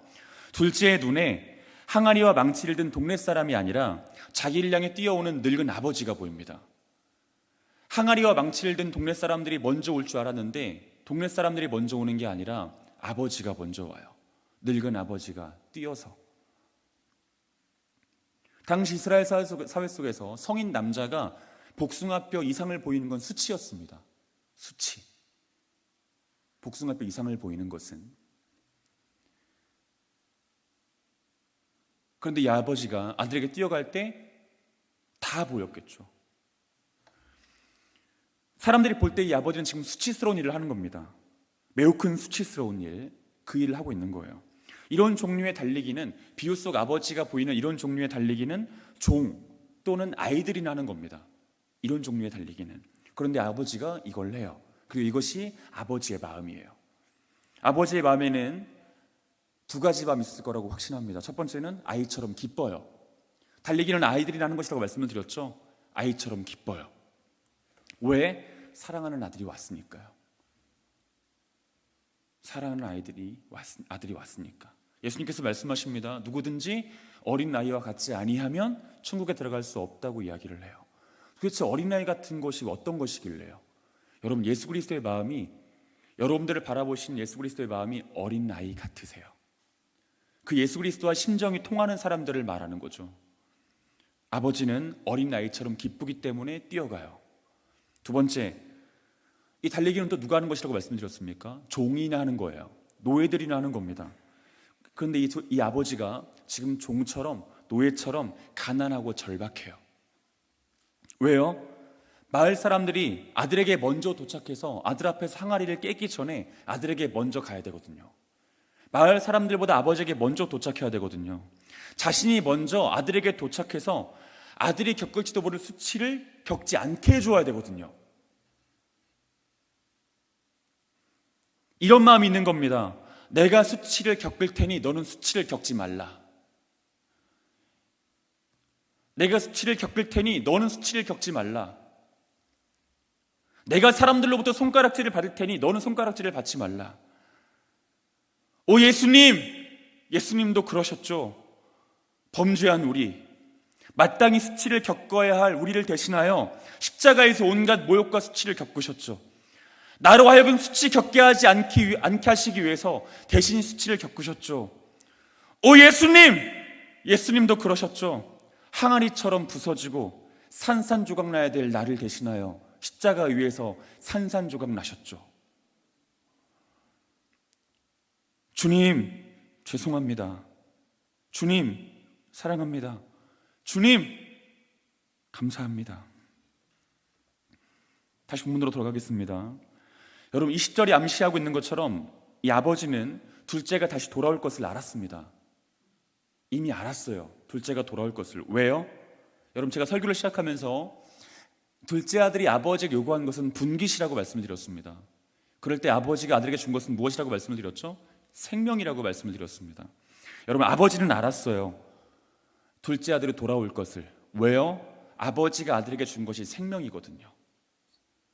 몇 푼어치의 돈을 준 것이 아니라 생명을 주었거든요. 여러분, 아이들이 다치면 누구를 찾아갑니까? 부모를 찾아갑니다. 엄마 아빠를 찾아가요. 아이들이 아프면 누구를 찾아갑니까? 엄마 아빠를 찾아갑니다. 아이들이 서러우면 누구를 찾아갑니까? 엄마 아빠를 찾아갑니다. 아이들이 힘들면 누구를 찾아가죠? 엄마 아빠를 찾아갑니다. 아이들이 배고프면 누구 찾아갑니까? 엄마 아빠를 찾아갑니다. 누가 시키지 않아도 엄마 아빠를 찾아가요. 왜요? 그 아이 안에 아빠와 엄마의 생명이 있거든요. 생명이 생명을 당기는 겁니다. 우리 흔히 피가 당긴다는 말을 하지 않습니까? 생명이 생명을 당겨요. 여러분, 비유 속 아버지는 알았습니다. 이 철없는 둘째 아들은 반드시 아플 거라는 거, 반드시 괴로울 거라는 거, 반드시 서러운 일을 당할 거라는 거, 힘들 거라는 걸 알았어요. 이것은 곧 나에게 돌아올 것을 알았어요. 준 것이 생명이니까. 사랑하는 여러분, 앞으로 여러분들 예수님 속상하게 해드릴 것 같습니까? 안 해드릴 것 같습니까? 여러분들이 예수님을 속상하게 해드릴 것 같으세요? 안 해드릴 것 같으세요?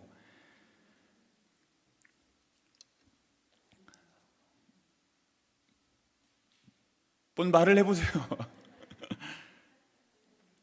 참고로 지금 너무 말씀 잘 듣고 계십니다, 여러분. 누가 들으면 말씀이 없으셔서 말씀 잘 못 듣고 계시는 것 같아, 착각하실 것 같아 말씀 드리는 거예요. 너무 지금 잘하고 계세요.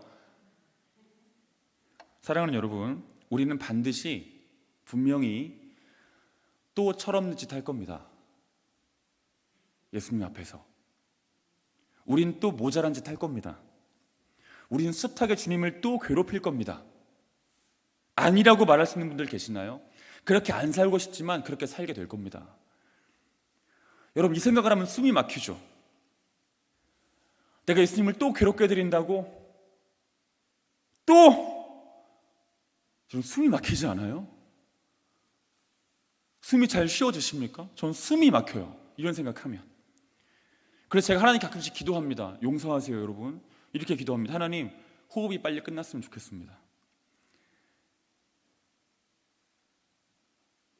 천국의 소망이 넘치기 때문이 아니에요. 당연히 천국을 소망하죠.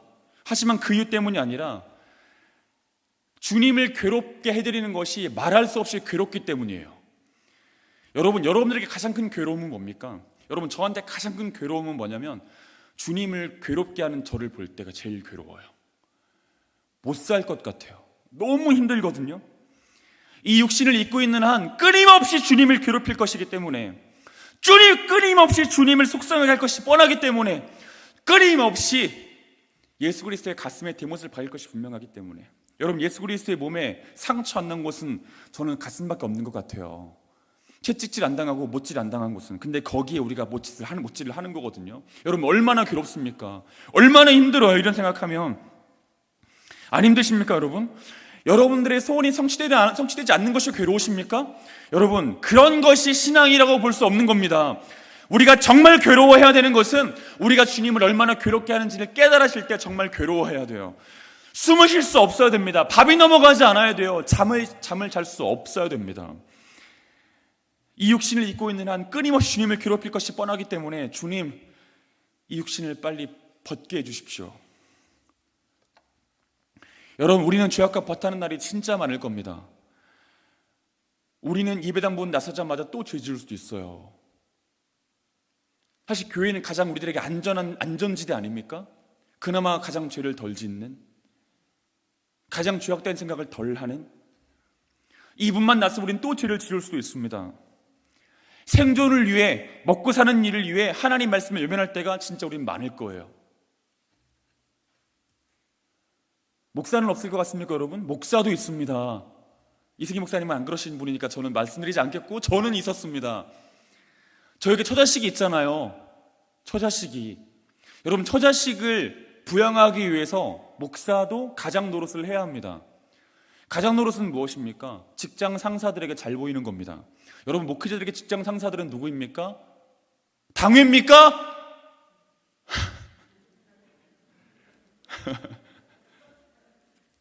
직장 상사는 누구입니까? 교회의 터줏대감 권사님들입니까? 아니면 교회 아웃사이드 청년들입니까?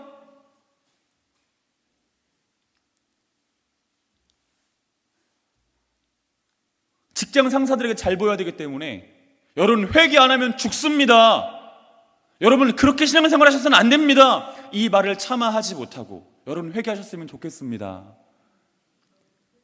그렇게 살아도 살긴 살아요 라고밖에 말할 수 없는, 먹고 사는 일을 위해서 비굴함을 선택해야 되는, 그래서 이 땅에 정말 광야에 외치는 소리가 하나도 들리지 않는, 먹고 사는 일을 위해서, 생존을 위해서 하나님과 하나님의 말씀을 외면할 것이 우리는 분명합니다. 세상 사람으로 사느라 하나님의 사람으로 사는 일에 관심 없게 되는 우리들의 모습 자주 보게 될 겁니다. 나의 유익을 쫓느라 그리스도와 그리스도의 복음에는 무익한 우리들의 모습을 너무나 많이 목도하게 될 겁니다. 우리들의 입안에 독사의 독이 있는 것을 자주 확인하게 될 겁니다. 우리들의 목구멍이 열린 무덤 같은 그런 상태임을 우리는 바라보게 될 겁니다. 우리들의 손과 발이 하나님을 찬미하기 위하여, 하나님의 영광을 위하여 사용되어져야 되는 도구인 우리들의 손과 발이 죄악을 위해서 쓰이는 일들을 너무나 많이 보게 될 겁니다. 그러나 그럼에도 불구하고 우리는 그리스도께 돌아가게 될 겁니다. 우리가 그리스도의 사람이 맞다면. 왜요? 그리스도께서 우리들에게 주신 생명이 있기 때문이에요. 그리스도께서 우리에게 주신 생명은 우리 안에 있는 죄성보다 강합니다. 그래서 우리들 안에 있는 죄성이 우리로 하여금 그리스도께 나아가지 못하도록 우리를 회방하여도 우리 안에 있는 그리스도의 생명이 우리를 그리스도께로 인도할 겁니다. 믿으시는 분들은 아멘 하십시오.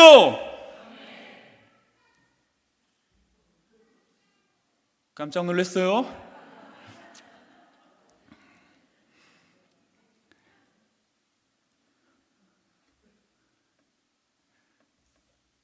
내가 아무리 거부해도 우리 안에 있는 그리스도의 생명이 우리를 그렇게 인도해 나갈 겁니다. 믿으시는 분들은 아멘 하십시오.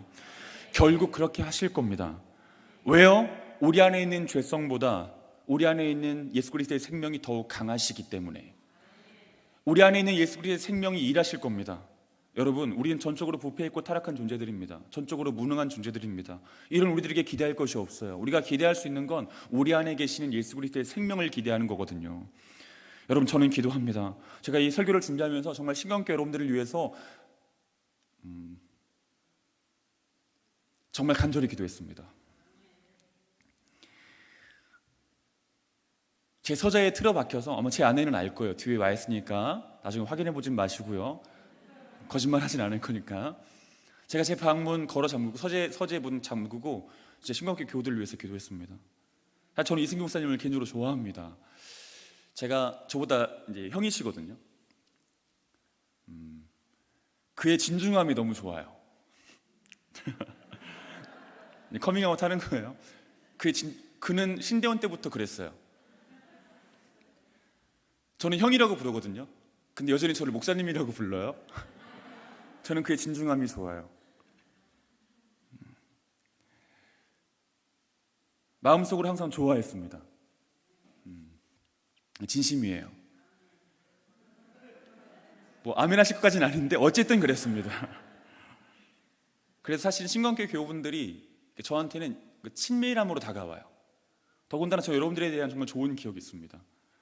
지금도 주무시는 분이 단 한 분도 계시지 않아요. 이런 기적 같은 일이. 여러분 눈빛이 지금 다 살아있습니다. 진심이에요. 다른 생각 하시는 분 많이 안 계신 것 같아요. 전혀 없는 것 같지는 않지만 많이는 안 계신 것 같아요. 제가 2번 올라왔지 않습니까? 오늘까지 제가 3번째 설교하는 거잖아요. 신광교회에서. 너무 행복했어요, 사실은. 이승문 선생님께 전화 받고 난 다음에 전 정말 행복했거든요. 그분들을 또 뵐 수 있다니. 전도사님 찬양 제가 개인적으로 너무 좋아하는데 전도사님 찬양을 또 들을 수 있다니. 유덕윤 전도사님의 그 친밀한 카톡을 또 받을 수 있다니. 진심이에요. 그리고 권사님, 맨 앞에 마스크 쓰신 권사님은 제가 처음 전도사 사역을 할 때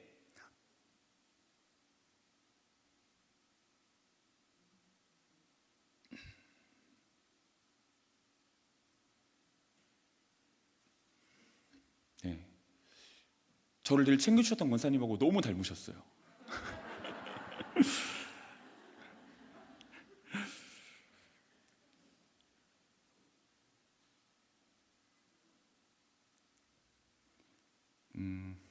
여러분, 우리가 다 그리스도 안에서 한 가족 아닙니까? 비록 섬기는 교회가 다르지만 제 마음에 여러분들 향한 기도가 됐습니다. 제가 그대로 제가 쓴 기도를 읽어드리겠습니다. 하나님, 마른 뼈 같은 우리들에게, 마른 뼈 같은 신광교회 교우들에게 당신의 살을 모두 떼어 붙여주신 예수님을 향해서 말라 비틀어진 우리에게, 말라 비틀어진 것 같은 신광교회 교우들의 인생 가운데 당신의 물과 피를 남김없이 쏟아주신 예수님을 향해, 그 아들을 향해 우리가 신광교회 교우들이 날마다 돌아가기를 원합니다. 우리 안에 분명히 남아있는, 아니 살아있는 아들의 생명이 사망의 음침한 골짜기에서 그저 죄악의 먹잇감으로 자기 몸뚱이를 내어주던 우리 모두를 일으켜 세우실 줄로 믿습니다. 사랑하는 여러분,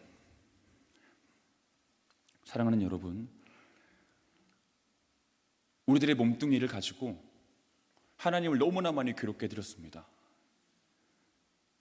우리들의 설익은 판단, 섣부른 해석, 어설픈 행동으로 주님 가슴에 대못질한 적 정말 많습니다.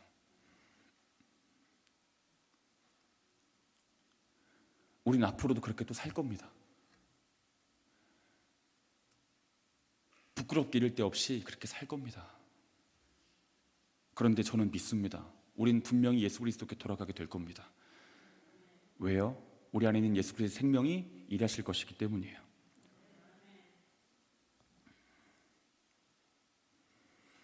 이제 마지막 사절 전하고 설교를 마치겠습니다.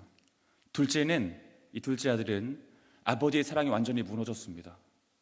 자신의 수치로 나의 수치를 가려주신 아버지의 사랑. 철없지만 대책 없지만 부족하지만 이런 나를 용납하신 그 아버지의 사랑에 완전히 무너졌어요. 사람은 사랑에 무너져요. 견제에 무너지지 않습니다. 비판에 무너지지 않아요. 사람은 사랑에 무너져요. 사랑에 무너진 아들은, 둘째 아들은 아버지께 고백합니다. 21절 말씀 읽어보겠습니다. 21절입니다. 함께 읽겠습니다. 시작.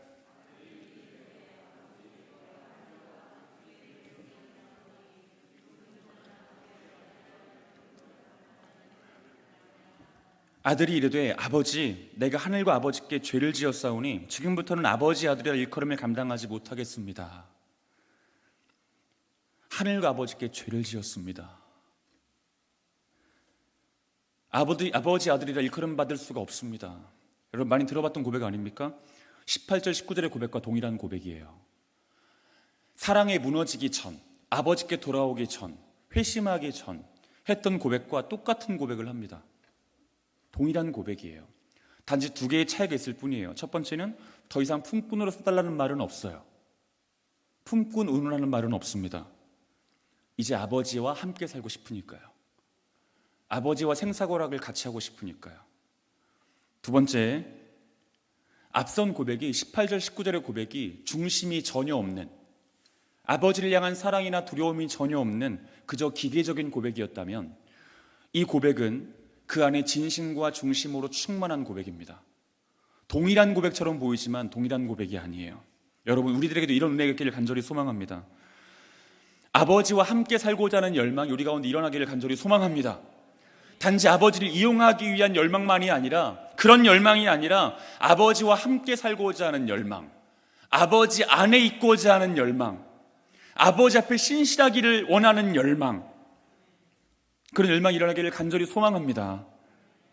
그리고 늘 부르던 찬양, 늘 하던 기도, 늘 하던 설교, 늘 하던 신앙 고백이지만 그 안에 기계적인 모든 것들은 사라지고 중심과 진심으로 충만하기를 원합니다.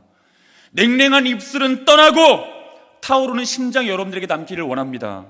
껍데기 찬양은 가라! 껍데기 기도도 가라! 껍데기 설교도 가라! 껍데기 신앙 고백도 가라.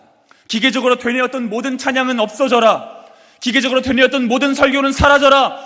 기계적으로 되뇌었던 모든 기도는 사라져라. 기계적으로 읊조렸던 모든 신앙 고백들은 부서져라. 중심 가득한 찬양만 남아라. 진심 섞인 기도만 남아라. 중심 가득한 설교와 신앙 고백만 이 심광교회 가운데 충만할지어다. 사랑하는 여러분, 이 일들이 심광교회 가운데 시작되기를 간절히 소망합니다. 여러분, 내일부터 특세입니다. 나오실 거죠? 저도 온라인으로 참석하겠습니다. 매일은 장난 못하지만 어쨌든 한 번은 참석하겠습니다. 사랑하는 여러분, 이런 역사들이 여러분들 가운데 일어나기를 간절히 소망해요. 하나님과 함께하고자 하는 열망이 여러분들 가운데 일어나기를 소망합니다. 기계적인 모든 고백들은 사라지고 중심 섞인 기도만, 중심 섞인 고백만 여러분들 가운데 가득하기를 소망합니다. 그리고 이 모든 일의 시작, 어떻게 시작됩니까? 돌아가는 것으로 시작됩니다. 여러분, 오늘 본문의 비유는 참된 회개의 첫걸음이 무엇인지를 우리에게 가르쳐주는 비유예요. 참된 회개의 첫걸음이 무엇이냐? 여러분, 참된 회개의 첫걸음은 무엇입니까? 참된 회개의 첫걸음, 아버지께로 돌아가는 겁니다. 대책 없지만, 철딱선이 없지만, 부족하지만, 무너져버렸지만, 망가져버렸지만 그 모습 그대로 돌아가는 것이 참된 회개의 첫 걸음이에요. 그냥 돌아가는 거.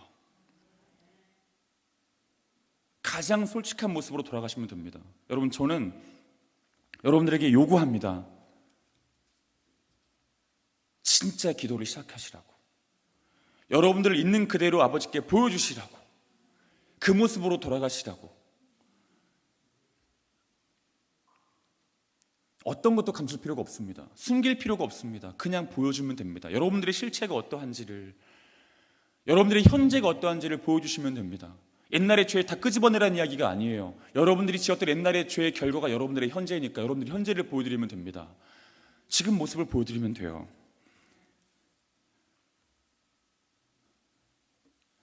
그리고 그것이 벌거벗은 채로 아버지 앞에 나아가는 것이, 예수 그리스도께 나아가는 것이 예수님이 여러분들에게 원하시는 것이에요.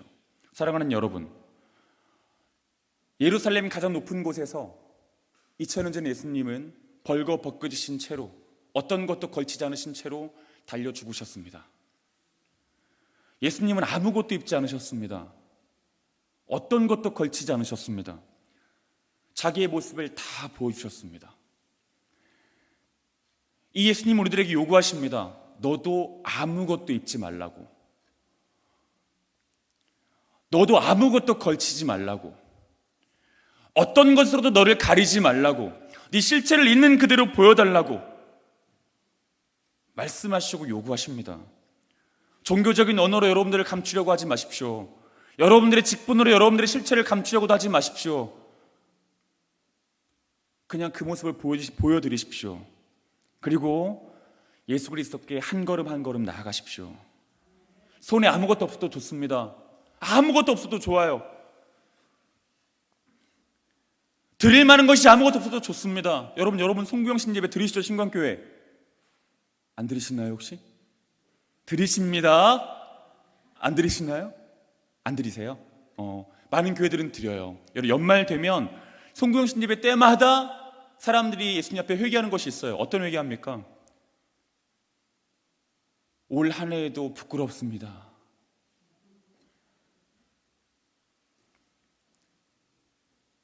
백세에 돌아가시는 분들은 100번 할 겁니다. 이 회개를. 손에 든 것이 아무것도 없어도 좋아요. 상관이 없어요. 여러분들의 머리와 가슴 속에 죄악밖에 없어도 상관없어요. 예수 그리스도를 위해서 한치도 일하지 않은 그런 모습이라 할지라도 상관이 없어요. 예수 그리스도를 향한 어떤 거창한 계획이 없어도 상관이 없어요. 충성스러운 결단이 없어도 상관이 없어요. 확실한 믿음의 고백이 없어도 상관이 없어요. 드린 삶이 없어도 돼요. 결과물이 없어도 돼요. 여러분들 위해서만 쏟았던 인생이어도 상관이 없습니다. 예수님을 위해서 하루도 못 살았던 인생이어도 상관이 없습니다. 그냥 그 모습으로 나오면 돼요.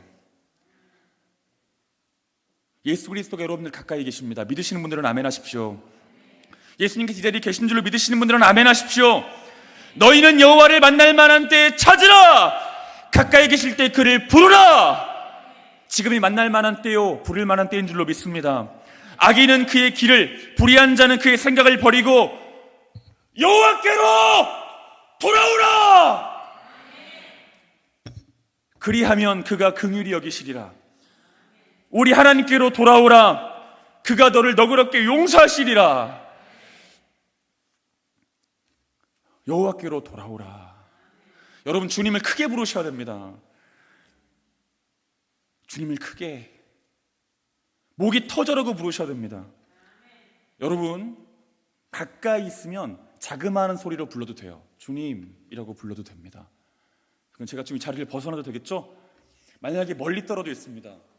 그러면 주님, 더 멀리 떨어져 있으면요, 주님, 더 멀리 떨어져 있으면요, 주님, 더 멀리 떨어져 있으면요, 주여! 여러분들이 느낄 때, 여러분들이 하나님과 멀리 떨어졌다고 느낀다면, 여러분들이 하나님과 가까이 있지 못하고 지금 여러분들의 현재가, 여러분들의 삶이 하나님과 멀어졌다고 느껴진다면 여러분들 떨어져 있는 거리를 채울 만큼의 음성으로 하나님을 부르셔야 돼요. 우리들의 기도는 하나님 앞에 드리는 외침이어야 하고 절규여야 합니다. 왜요? 우리는 죄를 범했거든요. 지금은 사순절이거든요. 지금은 고난주간이거든요. 여러분 1년 365일 매일 그렇게 하지 못한다고 할지라도 이번 한 주간 여러분들은 그렇게 하시는 것이 합당합니다. 진실한 고백으로, 기계적인 고백은 떠나게 하시고 우리들의 음성으로, 우리들의 외침으로, 우리들의 기도의 절규로 모든 죄악들이 떠나게 될 줄로 믿습니다. 믿음은 들음에서 납니다. 그 말은 바꾸어 말하면 사단은 믿음의 고백을 들을 때 떠난다는 말이기도 합니다. 사랑하는 여러분, 이전에 없었던 기도를 시작하십시오. 이전에 없었던 찬양을 시작하십시오.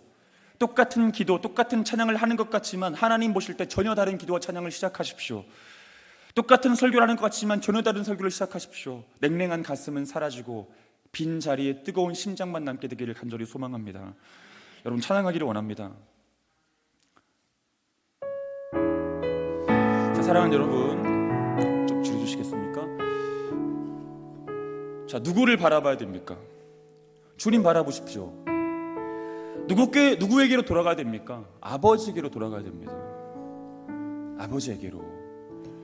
자, 먼저 여러분들이 현재 모습을 한번 생각해 보십시오. 여러분들의 지금 상태를 한번 생각해 보세요. 철이 있습니까? 없습니까? 우린 자식들 키울 때 그렇게 자식들에게 말했죠. 다른 거는 다 용서해도 거짓말은 용서 못해. 감히 엄마를 속이려고 해?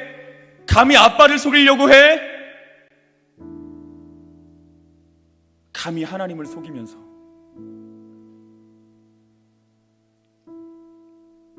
우린 자식 키울 때 그렇게 교육했죠. 정직해야 돼. 하나님 앞에서 정직하지 못했으면서. 우린 자식 키울 때 그렇게 말했죠. 성실해야 돼. 하나님의 일에 전혀 성실하지 못했으면서. 사랑해야 돼. 하나님을 사랑하지 못했으면서. 우린 자식들에게 자식의 도리를 가르치죠. 부모에게 이렇게 해야 돼. 우린 정작 아버지께 그렇게 못하면서. 우린 부끄러워요.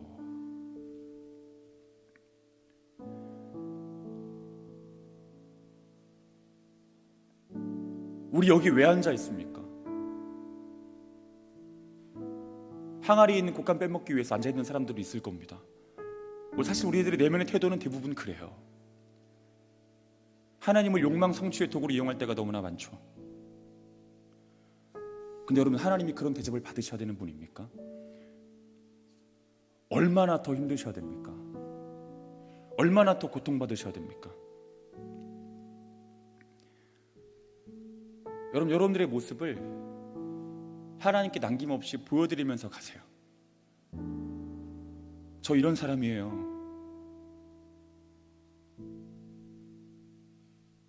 저 이런 사람입니다. 여러분, 목사의 이름 빼고, 장로 타이틀 빼고, 권사 타이틀 빼고, 집사 타이틀 빼고,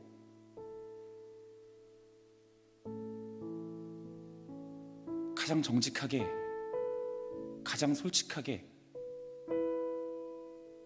우리가 얼마나 형편없는 삶을 살았는지, 우리가 얼마나 망가져 있었고 얼마나 무너져 있었는지, 세상 사람 노릇하느라 그리스도인 노릇하지 못하고 살았던 우리들 보여드리면서 가셔야 돼요.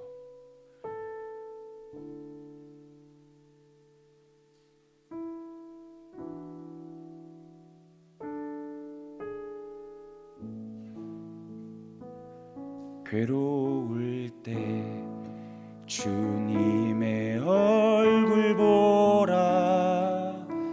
평화의 주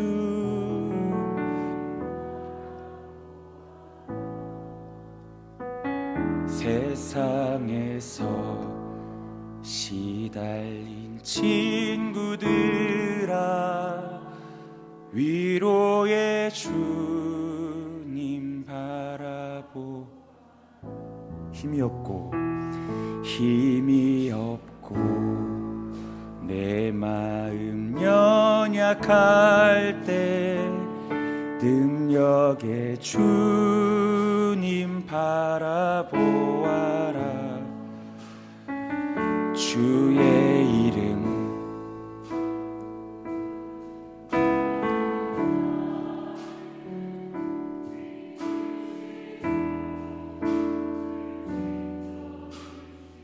여러분, 주님을 바라보십시오.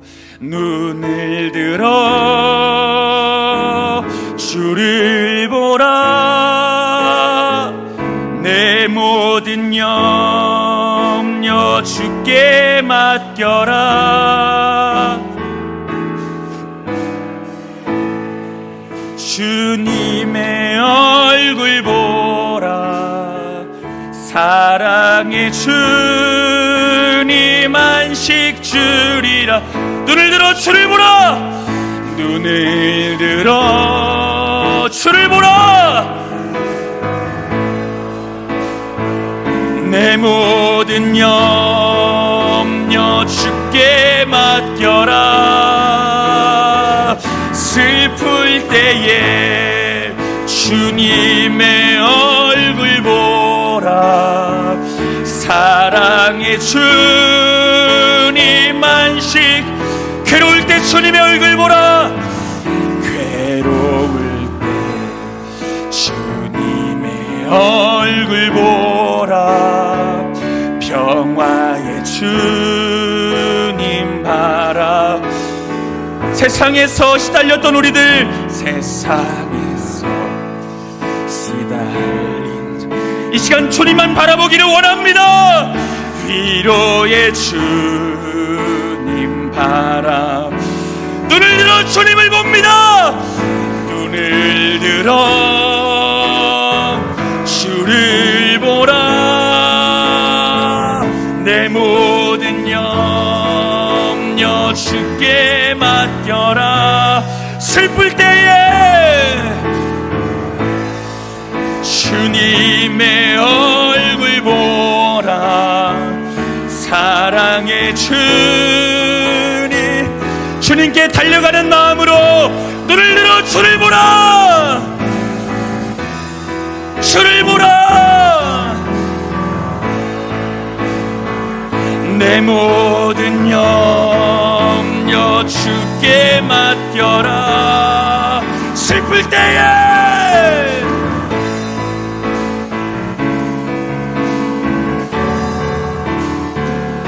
사랑의 주님, 눈을 들어 주를 보라. 눈을 들어 주를 보라.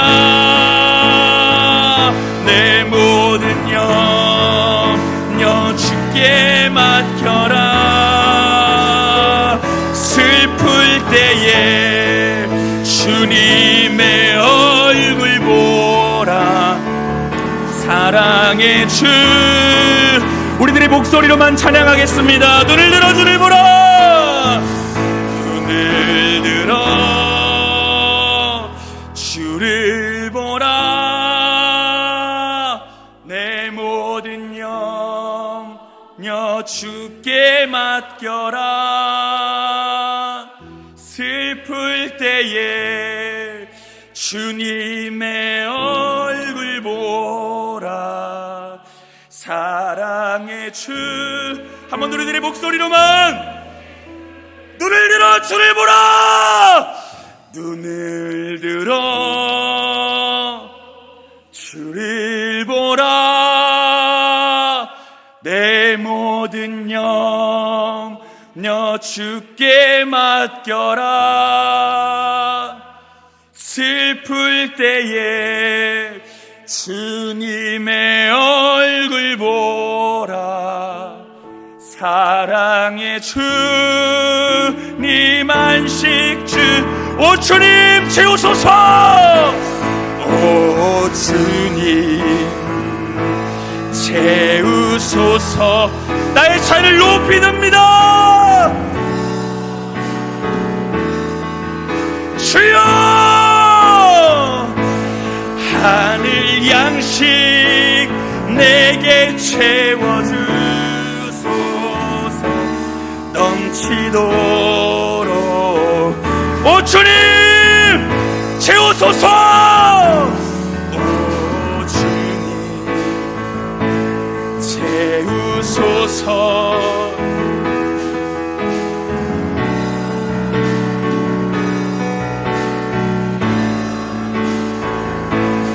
하늘 양식 내게 채워주소서.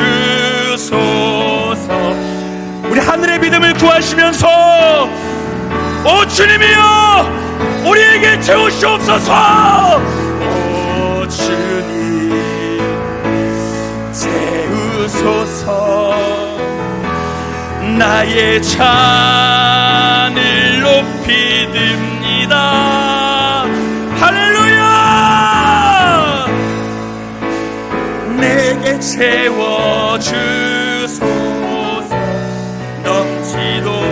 우리 다시 한번 더 뜨거운 진심의 고백으로 우리 간절히 주님을 향해 외칩시다. 오 주님 채워주시옵소서. 하늘의 믿음을 채워주시옵소서. 높이 듭니다. 하늘 양식 내게 채워주소서. 우리 마지막으로 한 번 더 찬양하겠습니다. 오 주님이 우리에게 채워주시옵소서. 오 주님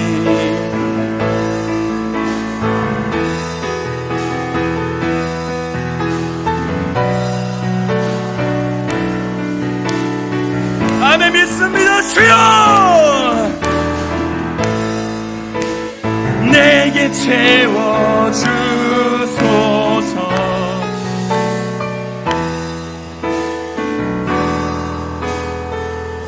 사랑하는 신광교회 성도 여러분, 하나님의 아들이요 딸 된 사랑하는 신광교회 성도 여러분,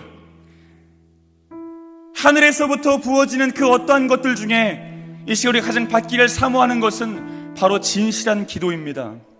하나님이여, 나의 실체를 전혀 감추지 않는 내가 어떠한 인간인지, 내가 어떠한 존재인지, 내가 하나님을 얼마나 괴롭게 해드렸는지, 하나님 아버지 이 고난주간만큼이라도 그것을 생각하게 하여 주시옵소서. 하나님, 내가 어떤 존재인지, 내가 목사라는 이름으로 나를 얼마나 가리고 살았는지, 장로라는 이름으로 얼마나 가리고 살았는지, 권사라는 이름으로, 집사라는 이름으로 내가 얼마나 가리고 살았는지, 내 종교적인 허울로, 종교적인 외식행위로 얼마나 내 실제를 가리며 살았는지 고백합니다. 여러분, 이런 기도를 드리셔야 됩니다.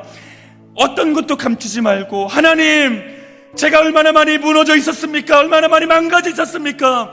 얼마나 패역했습니까? 얼마나 하나님 가슴에 대못을 박았습니까? 얼마나 하나님을 외롭게 해드렸습니까? 얼마나 하나님을 괴롭게 해드렸습니까? 여러분, 하나님 앞에 이런 기도를 드리십시오. 진실한 기도를 원하시는 분이신 줄로 믿습니다. 믿으시는 분들은 아멘 하십시오. 아멘 하십시오. 여러분, 주여 크게 세 번 부르면서 하나님 아버지, 어떤 것도 감추지 않고 아버지 앞에 보여드립니다라는 기도를 드리셨으면 좋겠습니다. 여러분들이 어떤 존재인지를 말씀드리는 기도를 드리세요. 주여 세 번 크게 부르고 동성을 합심해서 기도하겠습니다. 주여, 주여, 주여. 살아계신 주 하나님 아버지요, 하나님 우리 아버지 앞에 나아갑니다. 하나님, 더럽고 추악하기를 데가 없는 배역하고 배론적인 모습을 가진 우리들이 하나님 아버지 주님 아버지 앞에 나아갑니다. 주님을 향해 나아갑니다. 하나님이여, 타는 모습을 가지고 아버지 앞에 왔습니다. 하나님, 더럽고 추악하기를 없는 모습을 가지고 아버지 앞에 나와왔습니다. 하나님, 이스라엘 독사의 독을 머금고 열린 무덤 같은 목구멍을 가지고 죄악으로 물들어 버린 아버지 손과 발을 가지고 아버지 앞에 나왔습니다. 하나님, 설교할 손자가 이 자리에 와서 설교를 한다고 이 자리에 서 있었습니다. 말하지 못할 자가, 말할 수 없는 자가 말하겠다고 아버지에 서 있었습니다.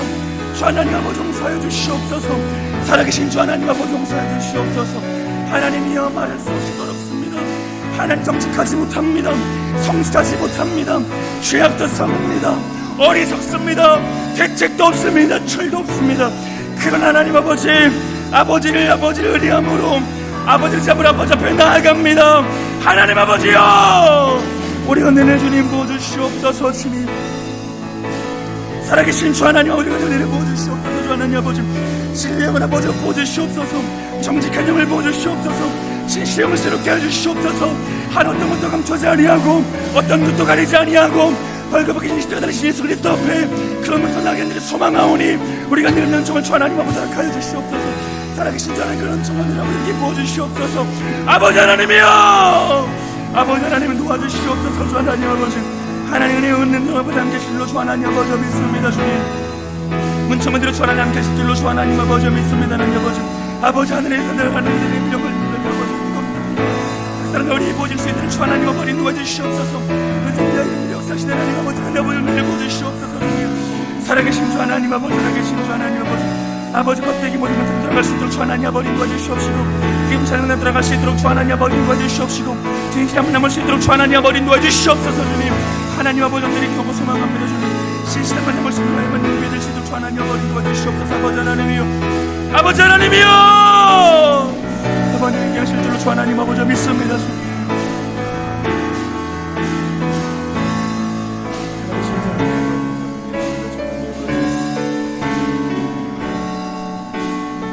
저희 마지막으로 한 가지만 더 기도하겠습니다. 사랑하는 여러분, 사랑하는 신광교회 성도 여러분, 하나님께서 신광교회를 통하여 위로를 받으시기를 원하십니다. 하나님께서 신광교회를 통해서 하나님 마음이 시원해지기를 원하시는 줄로 믿습니다. 사랑하는 여러분, 하나님께 위로를 드리기 위해서 우리는 어떻게 해야 되는 겁니까? 여러분, 기계적인 찬양은 앞으로 부르지 않겠다고 결단하십시오. 기계적인 기도는 드리지 않겠다고 결단하십시오. 기계적인 설교나 기계적인 신앙 고백 따위는 하지 않겠다고 하나님 앞에 결단하십시오. 하나님을 향한 진심을 가지고, 하나님을 향한 불붙는 열정을 가지고, 하나님을 향한 뜨거움을 가지고 중심의 고백으로 찬양하며 기도하며 설교하며 신앙 고백할 수 있도록 주 하나님 아버지 인도해 주시옵소서. 하나님을 향한 열정을 타오르게 하여 주시옵소서. 하나님을 향한 뜨거움이 회복되는 역사가 일어날 수 있도록 인도해 주시옵소서. 하나님을 향한 중심이 일어날 수 있도록 주 하나님 아버지 인도해 주시옵소서. 아멘입니까? 우리 주 예수님 크게 부르고 통성을 하시면서 기도할 때 여러분들의 마음속에 하나님을 향한 사랑과 소망으로 충만케 해달라고, 열정으로 충만케 해달라고 기도하겠습니다. 주 예수님 크게 부르면서 기도하겠습니다. 주여, 주여, 주여. 살아계신 주 하나님 아버지요, 우리 가운데 아버지께서 원하시는 하나님을 향한 아버지를 향한 열정을 아버지 부어주시옵소서. 하나님을 향한 분의 사랑을 주 하나님 아버지 부어주시옵소서. 하나님 아버지, 나이가 들어서 말하는 것을 아버지 주시려고 하자. 주 하나님 아버지,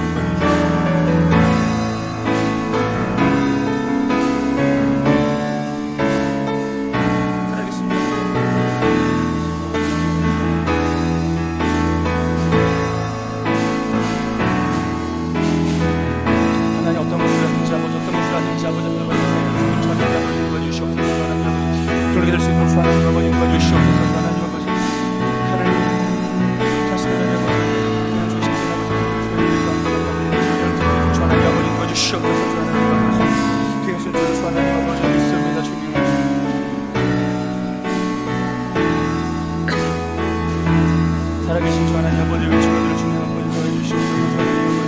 주 하나님 주시옵소서. 주 하나님 아버지 도와주시옵소서. 하나님 아버지 아버지 기도합니다.